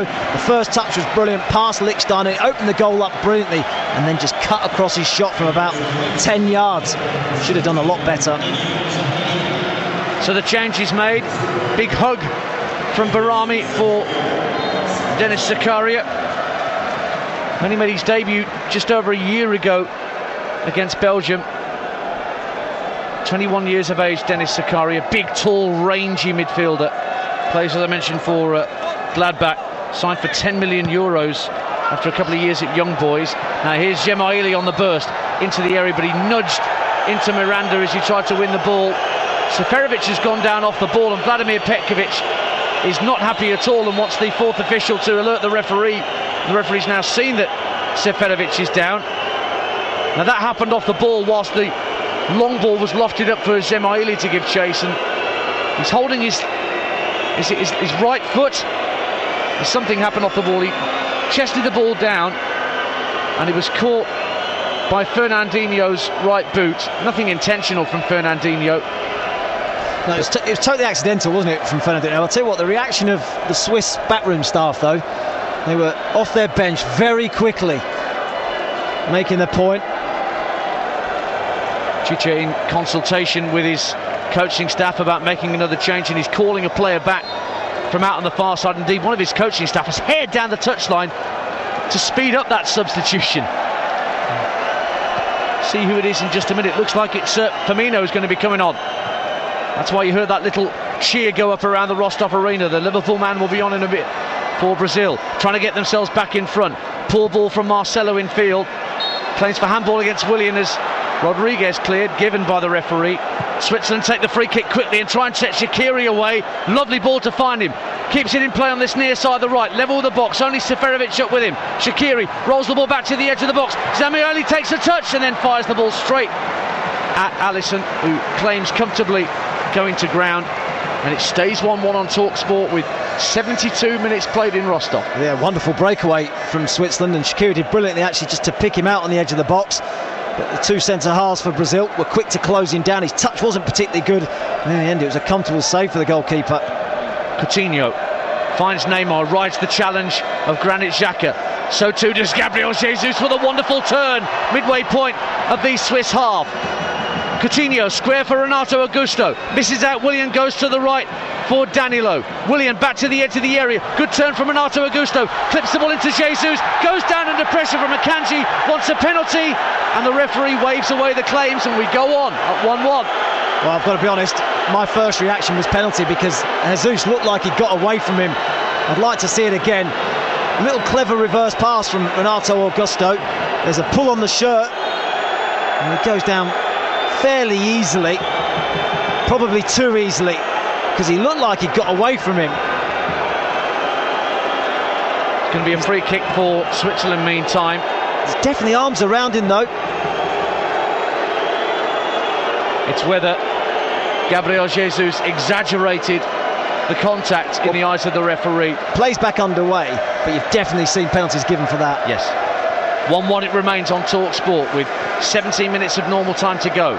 Brazil in possession once again with Neymar just ahead of the centre circle. Squares it left for Coutinho. Further out to this near side, the left to Marcelo. Lovely ball back in for Coutinho. His first touch is heavy, and Zakaria and Cher between them get it clear for the Swiss. Firmino still waits, not been given the signal to head to the touchline quite yet, but he will be on in a bit, the Liverpool striker. Interesting to see who he replaces. Meantime, Neymar runs into trouble, but he's been fouled by Gemaili. The Swiss thought they could head away down the right-hand side, but the short free kick taken too quickly by Brazil, and they've given possession up. Wasteful. Now it's Zuber. Back for Xhaka, hits a long raking ball down the left-hand side for Rodriguez to give chase, but Thiago Silva is there first, gets it back from Willian and plays the ball into the feet of Renato Augusto, and Brazil will now try and calm things down in front of their own penalty box. 1-1. They are starting to dominate the ball though. The last 5 or 10 minutes they've started to keep it better, started to force Switzerland further and further back. Here's Marcelo for Brazil. Neymar hugging the left-hand touchline, midway point of the Swiss half. Comes in field, tries to ride 2 or 3 challenges. It was Gemaili who slid in and won it back. Not getting the run of the ball at the moment is Neymar. Then Shaqiri is pushed over by Coutinho as he tried to flick the ball inside him. And Switzerland have a free kick just shy of the halfway line. Still no sign of Firmino, who took his tracksuit top off and was ready to be entered into the fray. But Chiche just keeping his own quiet counsel for the minute before he makes the decision. Well, it looks like he's back on his feet. He's definitely going to come on. I think the question is, who does he come on for? Does he come on for Jesus, or does he come on for Neymar? Because actually Neymar hasn't been at his best at all this evening. Ball over the top, giving Seferovic a chance to outrun Thiago Silva, but they both fall to the turf. A tangle of legs, no foul. Ball goes straight through to Alisson, and Brazil have it again. Quarter of an hour to play on TalkSport in Rostov. Brazil 1, Switzerland 1, and Brazil won a free kick out the far side. Have they? No, play on, says the referee, because Seleção is still in possession. Coutinho out to the left, and Marcelo 25 yards out, comes in field, leaves it for Coutinho once more. Zakaria trying to close him down, so he goes square for Fernandinho. Space for a drive, and it's way over the top from Fernandinho. Puts his hands in front of his face. Poor effort from Fernandinho, and Switzerland have another goal kick, and they have kept it at 1-1 here. It opened up really nicely for Fernandinho. He probably could have gone another 5 yards or so. Decided to take the shot on, got it horribly wrong. Goal kick for Jan Sommer, the established number 1 since Benaglio retired after the 2014 World Cup. His clearance downfield, looking for Xherdan Shaqiri. Brilliantly won by Marcelo on the halfway line away from Seferovic. And now Neymar moving into the Swiss half. Marcelo once again tries to turn away from Lichtsteiner, who appears to have run off that attack of cramp from a few minutes ago. Another good challenge from the Swiss. They're putting their bodies on the line here to stop Brazil's free-flowing football. Cher heads the ball out from the edge of the area. Now Neymar has it back in a bit of space, 25 yards out, tries to drive at the near post, claimed comfortably enough at his near post by Jan Sommer. Stays 1-1, 13 to play, and here comes Firmino. Yeah, probably his best moment, Neymar, for the first time actually, is in a bit of space. tries the effort, takes the shot on early, goes for the near post, trying to catch Sommer out. And Firmino's going to come on for Gabriel Jesus, who's in possession at the moment, running towards the edge of the area. Backwards to square it goes to Coutinho. Neymar at the edge of the box, trying to play it into the feet of a teammate, Renato Augusto, but it's won back by Switzerland. And here comes Shaqiri, darting forward for the Swiss. Squares the ball to the edge of the centre circle, where Zuber leaves it for Zakari. Now Granit Xhaka of Arsenal finds Lichtsteiner, his new club teammate, of course, having signed for the Gunners after being released by Juve. Switzerland trying to come forward through the centre of the field, but they run into traffic. Fernandinho might have been fouled, indeed he was. Blast of the whistle, but the free kick can't be taken because here comes the change, and Switzerland are going to make a change too. But first, here comes the Brazilian switch. It's Firmino on for Gabriel Jesus. Neymar stays on.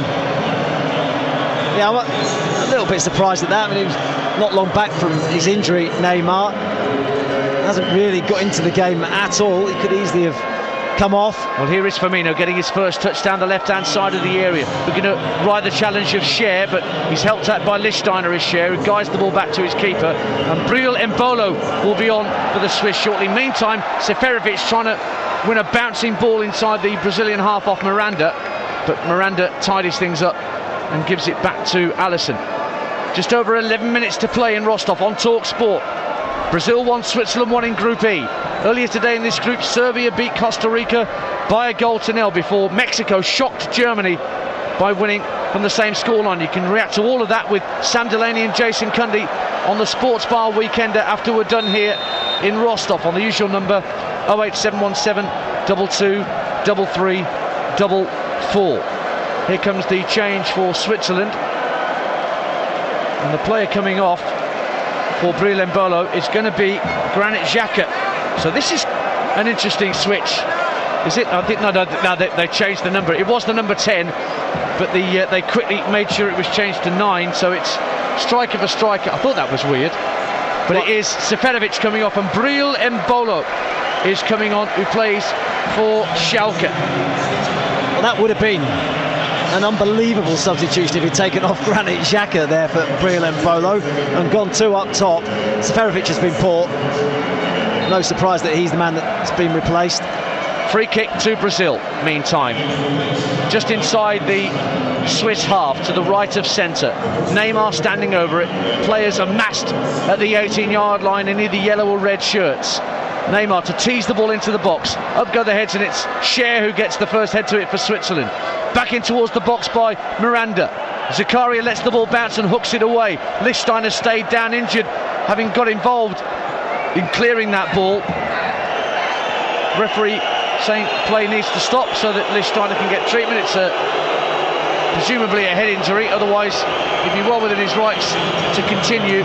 43,109 inside the Rostov arena, and there's a few pensive Brazilian fans amongst that number, because as we head into the last 10 minutes of normal time, it is still Brazil 1, Switzerland 1.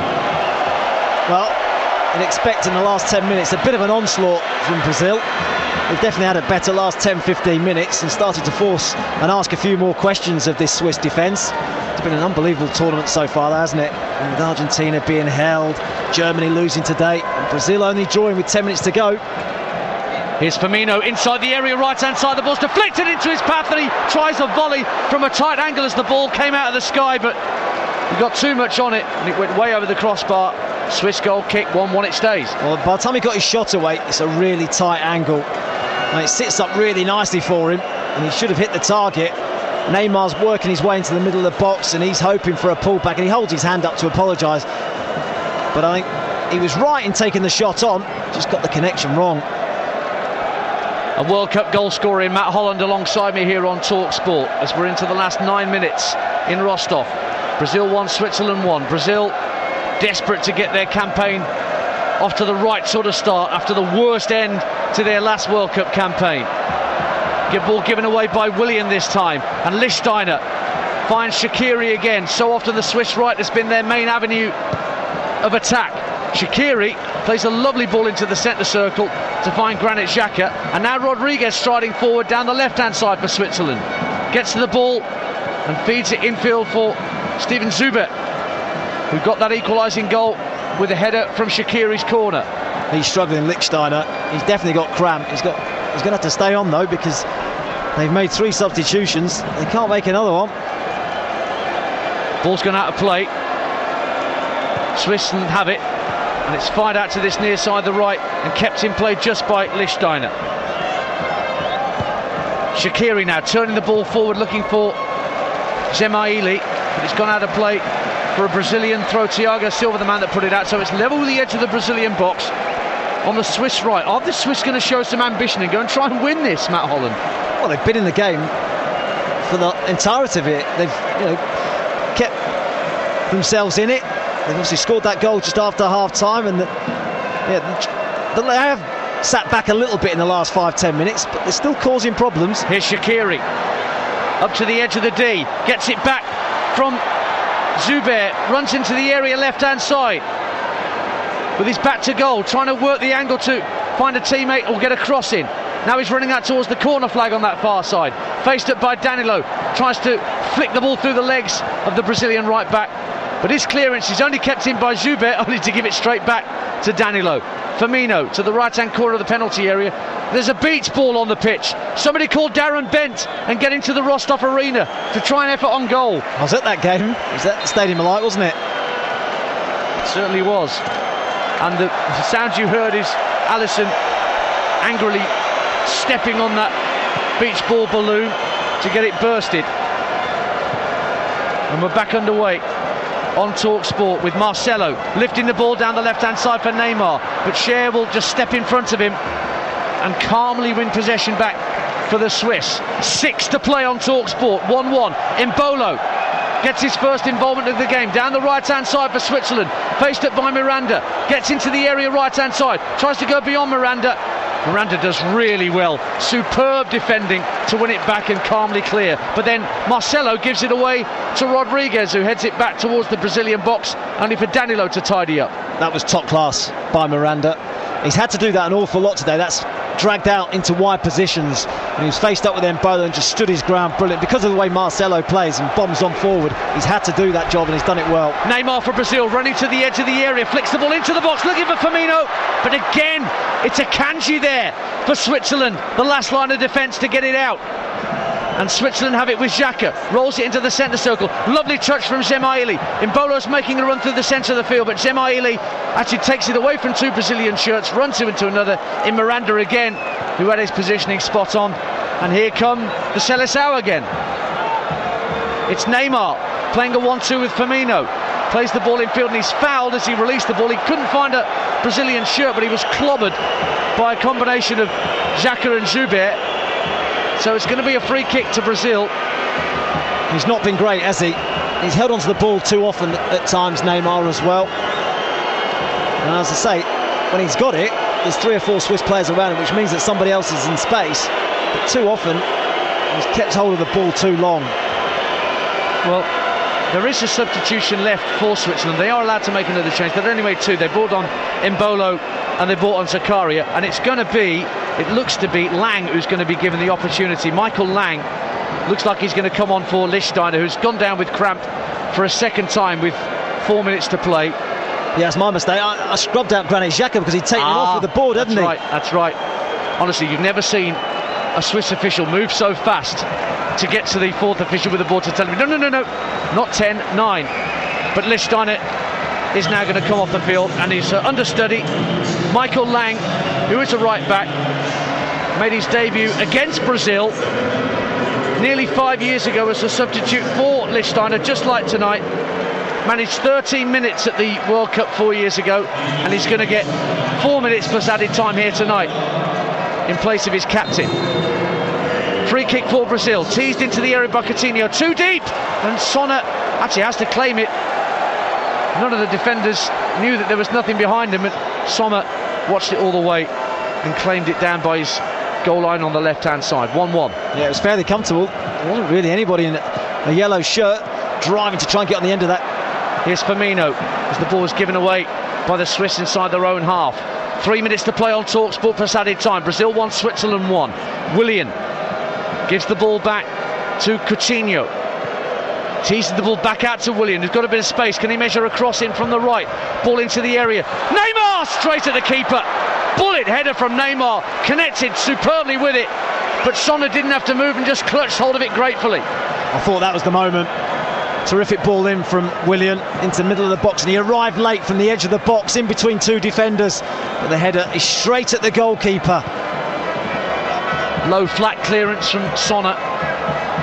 So he's easily won back by Renato Augusto.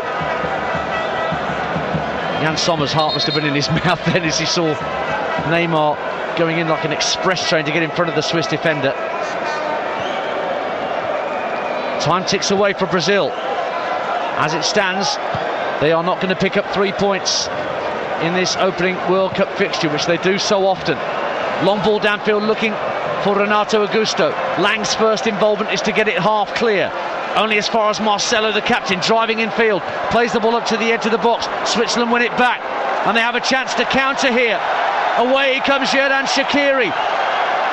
Mbolo going on ahead of him, tried to square it for Zemaili. Deflects back into Shaqiri's path. He tries an acrobatic drive from 25 yards out, but he got right underneath it, and it sails out for a Brazilian goal kick. And Alisson's hurrying up to get it done.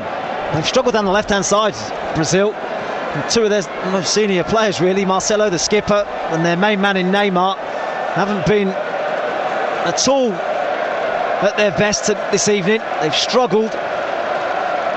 Into the last minute of normal time on TalkSport. Brazil 1, Switzerland 1 in Group E.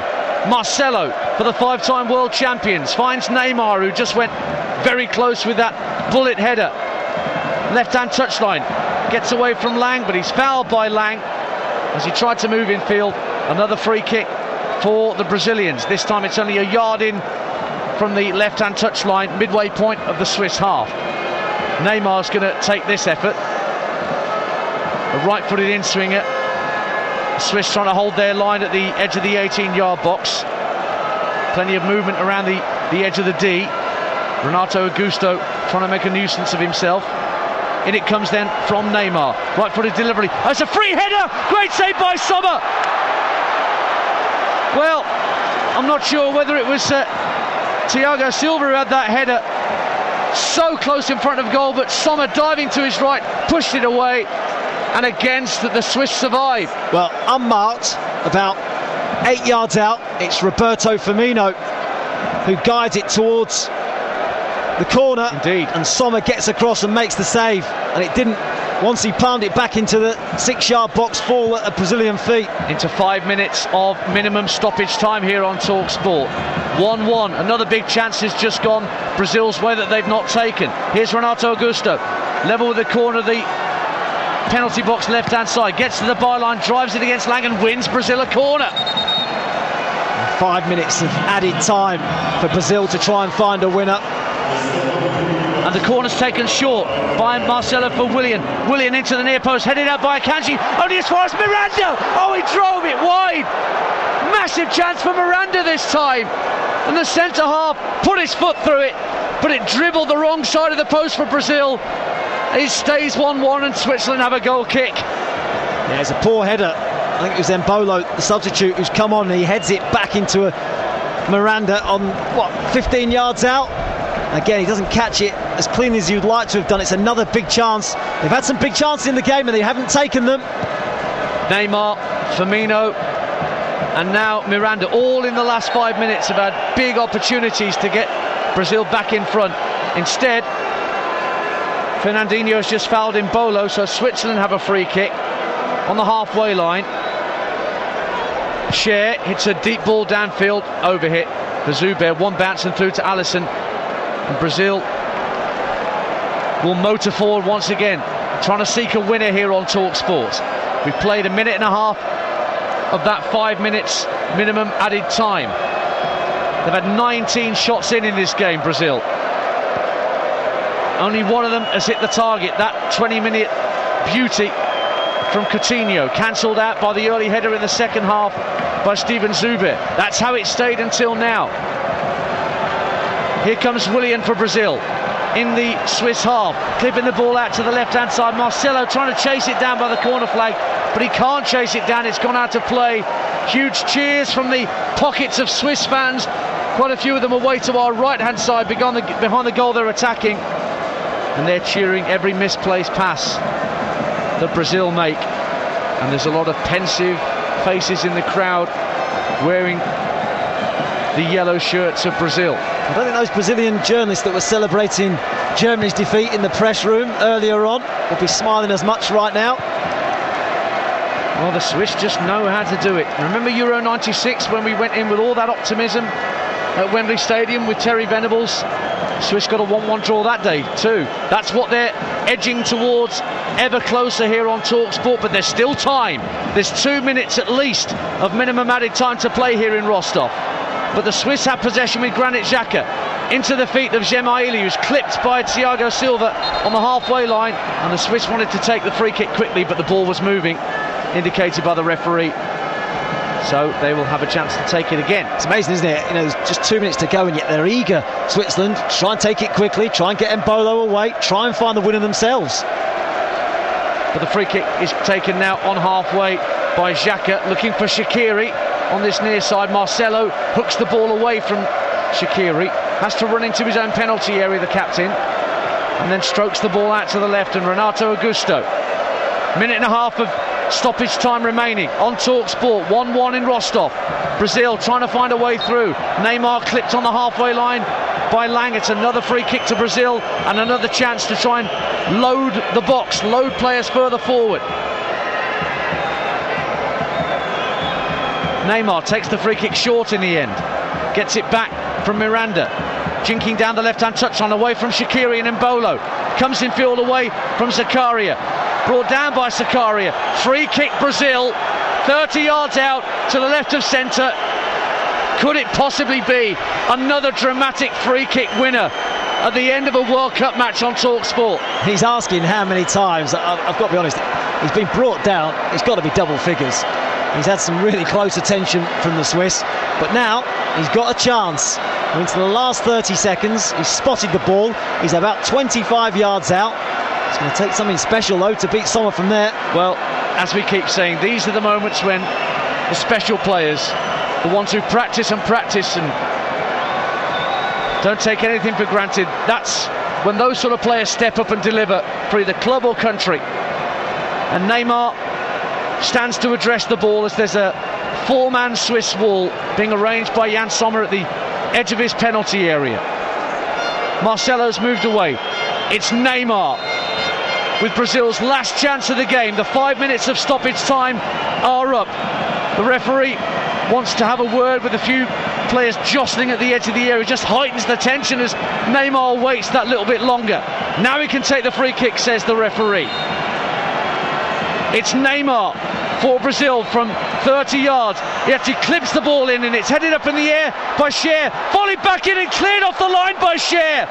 It was Renato Augusto who tried to get the effort in, and Cher got it clear for Switzerland. And it's gone out of play for a corner kick on the right-hand side. 1-1. We were all expecting the shot, and I think Switzerland were as well, but it was probably just that little bit too far out. So he decided to just dink one into the box, and almost they found the winner. Willian with a corner. Alisson stood on the halfway line. In it comes from Willian. Heads go up, and there's a foul on a Swiss player, and the Swiss will be able to clear their lines. And you can hear the roar from those who've travelled from Switzerland. They know that time is nearly up.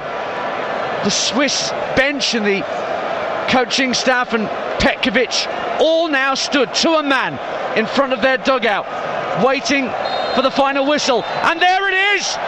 Switzerland have taken a point off Brazil here in Rostov.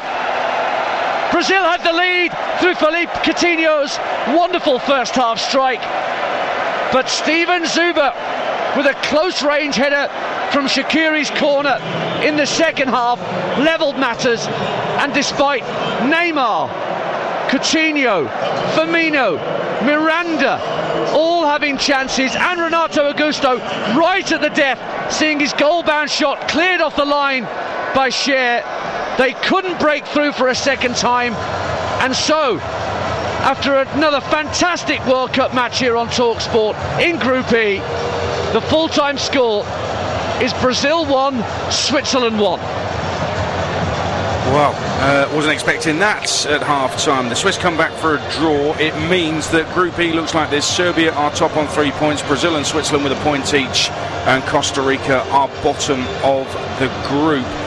Here in Moscow, you may hear Mexicans celebrating in the background after their win in this city over Germany earlier today, but in Rostov it has finished. Brazil won, Switzerland won, and Matt Holland, there's a debate to be had, probably for another time, about VAR, maybe on the next show on the Sports Bar Weekender, about VAR in this game, about Neymar's contribution, about the Coutinho wonder goal and a battling comeback from the Swiss. Try to sum it all up, because the Swiss, I think overall, probably deserved that draw, didn't they? Yeah, they did. I mean, look, Brazil had more shots and they tested Sommer more often than the Swiss tested Alisson in the Brazilian goal, but they had some good chances. But Switzerland have proved again they're a tough team to beat. Everyone's saying that they're not the sixth best team in the world, but I'll tell you what, they're a really organised, disciplined team, and they didn't settle for the draw either. Once they got the equaliser, they continued to attack, they continued to push Brazil back on occasion, and still created chances themselves. It was a fascinating game. Brazil probably just about edged it, and I would have said that they maybe just about deserved the victory. But Switzerland held on, and it's a fabulous effort from them.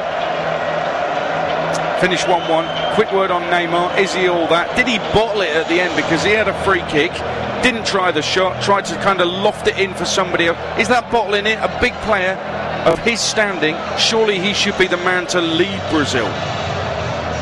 Well, I think it was right on the edge of his limit, really, in terms of distance out. It was probably 30 yards out. It was a difficult one, I think, for him to really try and beat Sommer from that sort of distance. So I could understand why he went for the little dink into the box instead, but he didn't play well at all.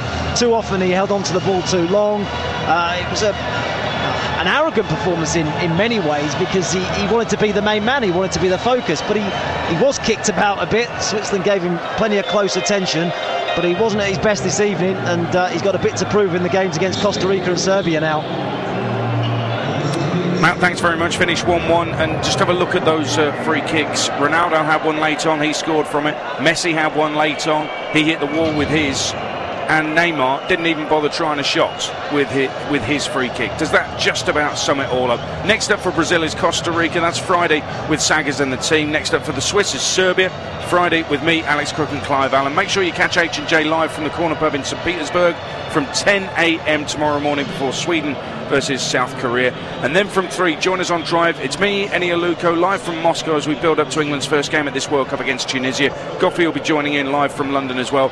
Mark Saggers and the team will bring you that game live from the Volgograd Arena at 6 p.m. UK time, followed by an England phone-in live from Volgograd as we give you your chance to voice your opinion on the radio. So often, you guys are the stars of these World Cups on TalkSport. Sports Bar Weekender next with Sam Delaney and Jason Cundy. 08717 22 33 44 if you think Neymar was a bit of a bottler with that free kick at the end. And you can reflect on another great day at this FIFA World Cup in Russia. A brilliant Kolarov free kick winner for Serbia was followed by Mexico beating World Cup holders Germany, and tonight Brazil were held to a draw by the Swiss. After what happened at the Luzhniki earlier, it feels more like Mexico than Moscow here tonight, and what a day it's been. Argentina, Spain and Brazil have all failed to win their opening games. Germany even lost theirs today. Does that mean it could be England's World Cup? We'll find out tomorrow live on TalkSport.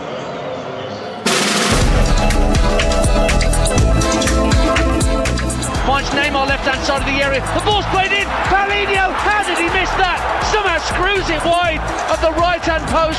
Paulinho right in front of goal. Early cross in, headed clear by Zuber. Only as far as a right-footed shot from Coutinho that goes right into the postage stamp. What a hit from Coutinho to see Brazil in front inside 20 minutes. We've seen him do it so often for Liverpool and then for Barcelona. Sommer grasping for thin air, and Coutinho superbly fires Brazil in front. Brazil 1, Switzerland 0. And it goes from Shaqiri, and it's headed in. It's 1-1, and Steven Zuber has headed Switzerland level. A free header right in front of Alisson. Where were the Brazilian defence? Well, the Swiss don't care one jot, because Zuber has zoomed in to give Switzerland a share of the game. It's Brazil 1, Switzerland 1. Neymar clips it in left foot into the area. Coutinho with a drive wide. Chested it down for himself and just got away from Lichtsteiner, but he screwed the shot wide, ball into the area. Neymar straight at the keeper. Bullet header from Neymar. Connected superbly with it. But Sonner didn't have to move and just clutched hold of it gratefully. Right footed delivery. That's a free header. Great save by Sommer. Willian into the near post, headed out by Akanji. Only as far as Miranda. Oh, he drove it wide. Massive chance for Miranda this time. Yet he clips the ball in and it's headed up in the air by Cher. Volleyed back in and cleared off the line by Cher.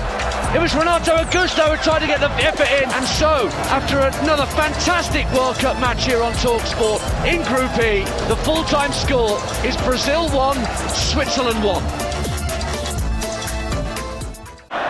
Tournament football can be unpredictable.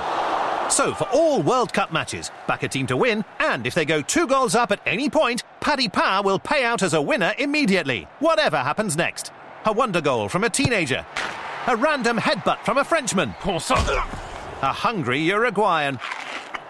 Whatever. Go 2 up and nothing gets in the way of your winnings. Paddy Power. Enough of the nonsense. Applies to pre-match win, draw, win singles only. Not available in shops. T's and C's apply. 18+. BeGambleAware.org. The World Cup. The biggest stage for upsets, passion and opportunity. Your gut says to take advantage of every game. And your smarts say where to go. Because Betfair have had the best odds on the World Cup, so you always get the most from your bet. Betfair, where gut instinct meets smarts. Data provided by TX Odds and Bet Radar, based on Betfair Sportsbook average match odds over round since 12th of March 2018. Full terms at betfair.com, 18+, BeGambleAware.org. The football in Russia on TalkSport with Toolstation. Over 13,000 trade quality products with brands you can trust. Sporting citizens of Le Monde, El Carnaval de Football is here, but could it be better? Back any country to win the tournament and get your money back as a free bet if your team is knocked out. We're half English, half Svenska, half Colombianos, because this is a tournament and a half. Go global with Sky Bet, making betting better. When the fun stops, stop. 18+, BeGambleAware.org. Max refund £10. First bet only. Applies to win single and win part of each way singles. Free bet stakes not returned. 7-day free bet expiry. Eligibility restrictions. T's and C's apply. The football in Russia on TalkSport with Toolstation. When it comes to saving your money, Toolstation is hard to beat. Philip Schofield here. I love that with WeBuyAnyCar.com you could find out what your car's worth in 60 seconds. Then you can get back to doing whatever you were doing, like your hedge trimming. You can't see, but I've sculpted a flamingo mid-flight, and I'm pretty pleased with it. To find out how much your car's worth in 60 seconds, enter your reg number now at WeBuyAnyCar.com. Admin fee may apply. For more information, see WeBuyAnyCar.com/info. This is for a dad, a brother, a nan. This is for a friend, a neighbour, a colleague. This is for the thousands of people living with cancer. This summer, do something incredible and brave the shave for Macmillan Cancer Support. Get sponsored by friends and family to shave your hair, and you'll help Macmillan support even more people with cancer so they can live life as fully as they can. For everyone and every reason, by braving the shave, you'll be doing something amazing. Sign up today at bravetheshave.org.uk. You see the beautiful game differently and want a different way to bet. So when your gut says there are good odds out there, your smarts say you could get better on the Betfair exchange. Because you don't bet against the bookie, you bet against someone like you. Meaning the odds could be better and you could win bigger. The Betfair exchange, where gut instinct meets smarts. Exchange customers pay up to 5% commission. Other charges may apply. 18+, BeGambleAware.org. We can't say sticks like Turbo from Evo Sticks' full name on the radio were not allowed. We can say that sticks like Turbo is an amazingly fast-setting adhesive. We can say sticks like Turbo can be used in all weather conditions. We can even say sticks like Turbo holds up to 300 kilograms in just 15 minutes. We just can't say what sticks like Turbo sticks like, but you can probably guess, and it really does. Sticks like Turbo from Evo Stick. And here at the Construction Site Cup, the contractor team is down to 10 men. But wait, they're bringing on a super subby. A few, in fact. Brickies, Sparkies, Chippies. What a hat trick! Looks like this contractor and these subcontractors used some great tactics and went to supersubby.com, where contractors find subbies and subbies find contractors by skills, location and trade. It's free for subbies with a 3-month free trial for contractors. So download the free app or visit supersubby.com. Super Subby, the new smarter way to find site work or workers. The World Cup is all about fans. From the die-hard obsessives, the Spanish, Brazilians and the English, to the pure blind optimists, the Panamanians, Peruvians and, of course, the English. Every World Cup day, Yahoo Sport presents The 32. Stars and experts join fans from every one of the 32 World Cup nations for previews, analysis and opinion. 32 nations, 32 fans, 32 days. The 32 on Yahoo Sport. Beer, pizza, football, marvellous. Right now, Co-op Super Saver deal is any 2 Co-op thin and crispy margarita or pepperoni pizzas plus a 4-pack of Budweiser bottles for just £5. And I'm wearing my lucky shirt. Oh, great. The one you were wearing last time we lost. Subject to availability, 5 deals per customer. See Co-op stores for details. The football revolution is here. The 2018 FIFA World Cup, Russia on TalkSport.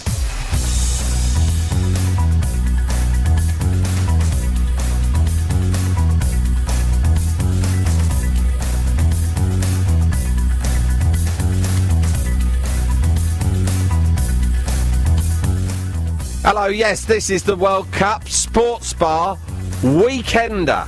And what a World Cup it's been. This is where we look back on all of the action from the last couple of days. There's so much to talk about this weekend. I'm Sam Delaney, and you're used to seeing him, hearing from him during the week. But today you got a bit of Sunday Cundy, right? Because Jason Cundy's beside me. Cundy on a Sunday. Cundy on a Sunday. How about that? Jace, what about the World Cup? It's brilliant, isn't it? It's amazing. It's brilliant. I'm absolutely loving it. You've got World Cup fever, haven't you? We didn't really want that bed, did we? No, it's not the bed we're after, was it, really? No. It's not really bringing the show. Have we not got a bed for this? No, what we've got is a proper theme tune. Let's play it. Let's do it. Go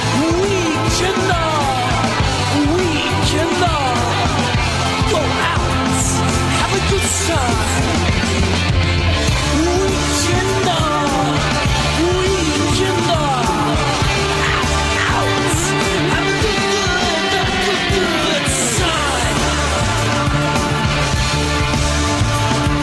Yes, the Sports Bar Weekender. That's better. That's much better. That's the sort of start we were hoping We've arrived. for.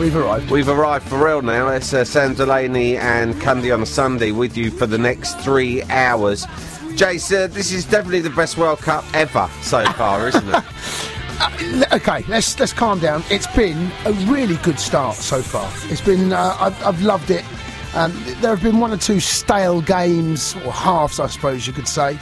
The first game today wasn't a classic, but overall, and I think you have to say overall, because you're not going to have 64 classics. Overall, Sam, yeah, I've enjoyed it. I think it's been good. I think it's really good. And it can only get better from here. Keep going forward, keep moving. England play tomorrow night. And from what I have seen so far, I don't think there's anything we should be worried about. Well, you look. We've seen all of the contenders, like the favourites, the big heads. We've seen Spain, yeah, right. We've seen Portugal. We've seen France. France were disappointing, I would say, even though they won. Yeah. Portugal, yeah, I guess, but we're not putting them amongst the pre-tournament favourites, are we? Well, I mean, you might put them there now after Ronaldo's sizzling performance. When you've got someone like Ronaldo and he can do that. I think Portugal defensively that'll be where they come undone. But I have to say, when you've got someone like him up top, if you keep things tight, he's always capable of getting you something. And look at the goal he scored at the end. I mean, he is a phenomenon, absolute phenomenon. Right, we've seen Argentina. Disappointing result for them. Lacklustre performance by Messi. He looked out. His body language, his demeanour looked a little bit cowering, I thought. His body, do you know the way listen, Ronaldo puffs his chest out and he has that persona where he is the main man. I thought Messi looked a little bit Didn't fancy it? No, I'm not saying he didn't fancy it. I just thought he looked a little bit off. He was dropping deep. I mean, he does drop deep. If you look at his early career, there was a lot of runs from deep that he used to make. But there was traffic in front of him. There was no way he was going to be able to get through. Jace, what a result for the Icelandics, though. Yes. I mean, we all felt so embarrassed when they knocked us out of the Euros. But perhaps now we will reflect, and the world will reflect on that result and think, well, I say that they got a very decent point against one of the pre-tournament favourites, Argentina. Absolutely. Over in the States, I don't know if you've been following the American coverage, but they went one better. This is how they responded to it. History, Iceland beats Argentina 1-1. Iceland beat Argentina 1-1. Brilliant. Yeah. I know, do you know what? That's the American commentary. It's a faux pas, but I know what he meant. Do you know what I mean? Sometimes a draw feels like a victory, and sometimes a draw feels like a defeat. It would have felt like a victory for Iceland. You are being very charitable to that commentator, aren't you? It is his job, to be fair. Can we hear it again? Let's hear it one more time, because it's brilliant. History, Iceland beats Argentina 1-1. This is the World Cup, and during the World Cup, this is true, this applies to me, it even applies to a great broadcaster like you, Jason Cundy. The excitement can get the better of you. Things are said, you do things, you say things that are perhaps out of character during the World Cup, because you just get so excited, don't you? The man's got World Cup fever, and he's accidentally described a draw as a win. He has. We're not going to sit here and judge him for that. He just sounds very excited. Yeah. You're being very charitable. Perhaps he's got Icelandic blood. I don't know. Maybe. Like I said, look, one thing you do not want to do in the opening game is lose. Okay, you do not want to lose, because you look at where Germany are right now. Effectively, Germany have to win the next two games. They may go through with 4 points, which is a victory and a draw, obviously, in the next two games, but. You straight away you are chasing. You're now behind Mexico now. I mean, they're almost there. If you win the first game, you're almost there. Well, they've won their most difficult game as well. That's the other thing. Is that when you look at it, they look good. You think they would definitely have thought, we'll try and get a point out of that game. We'll try and get a point out of that. I think. And now they've got 2 more points than they expected to have at this stage. Yes, so there you go. This is true.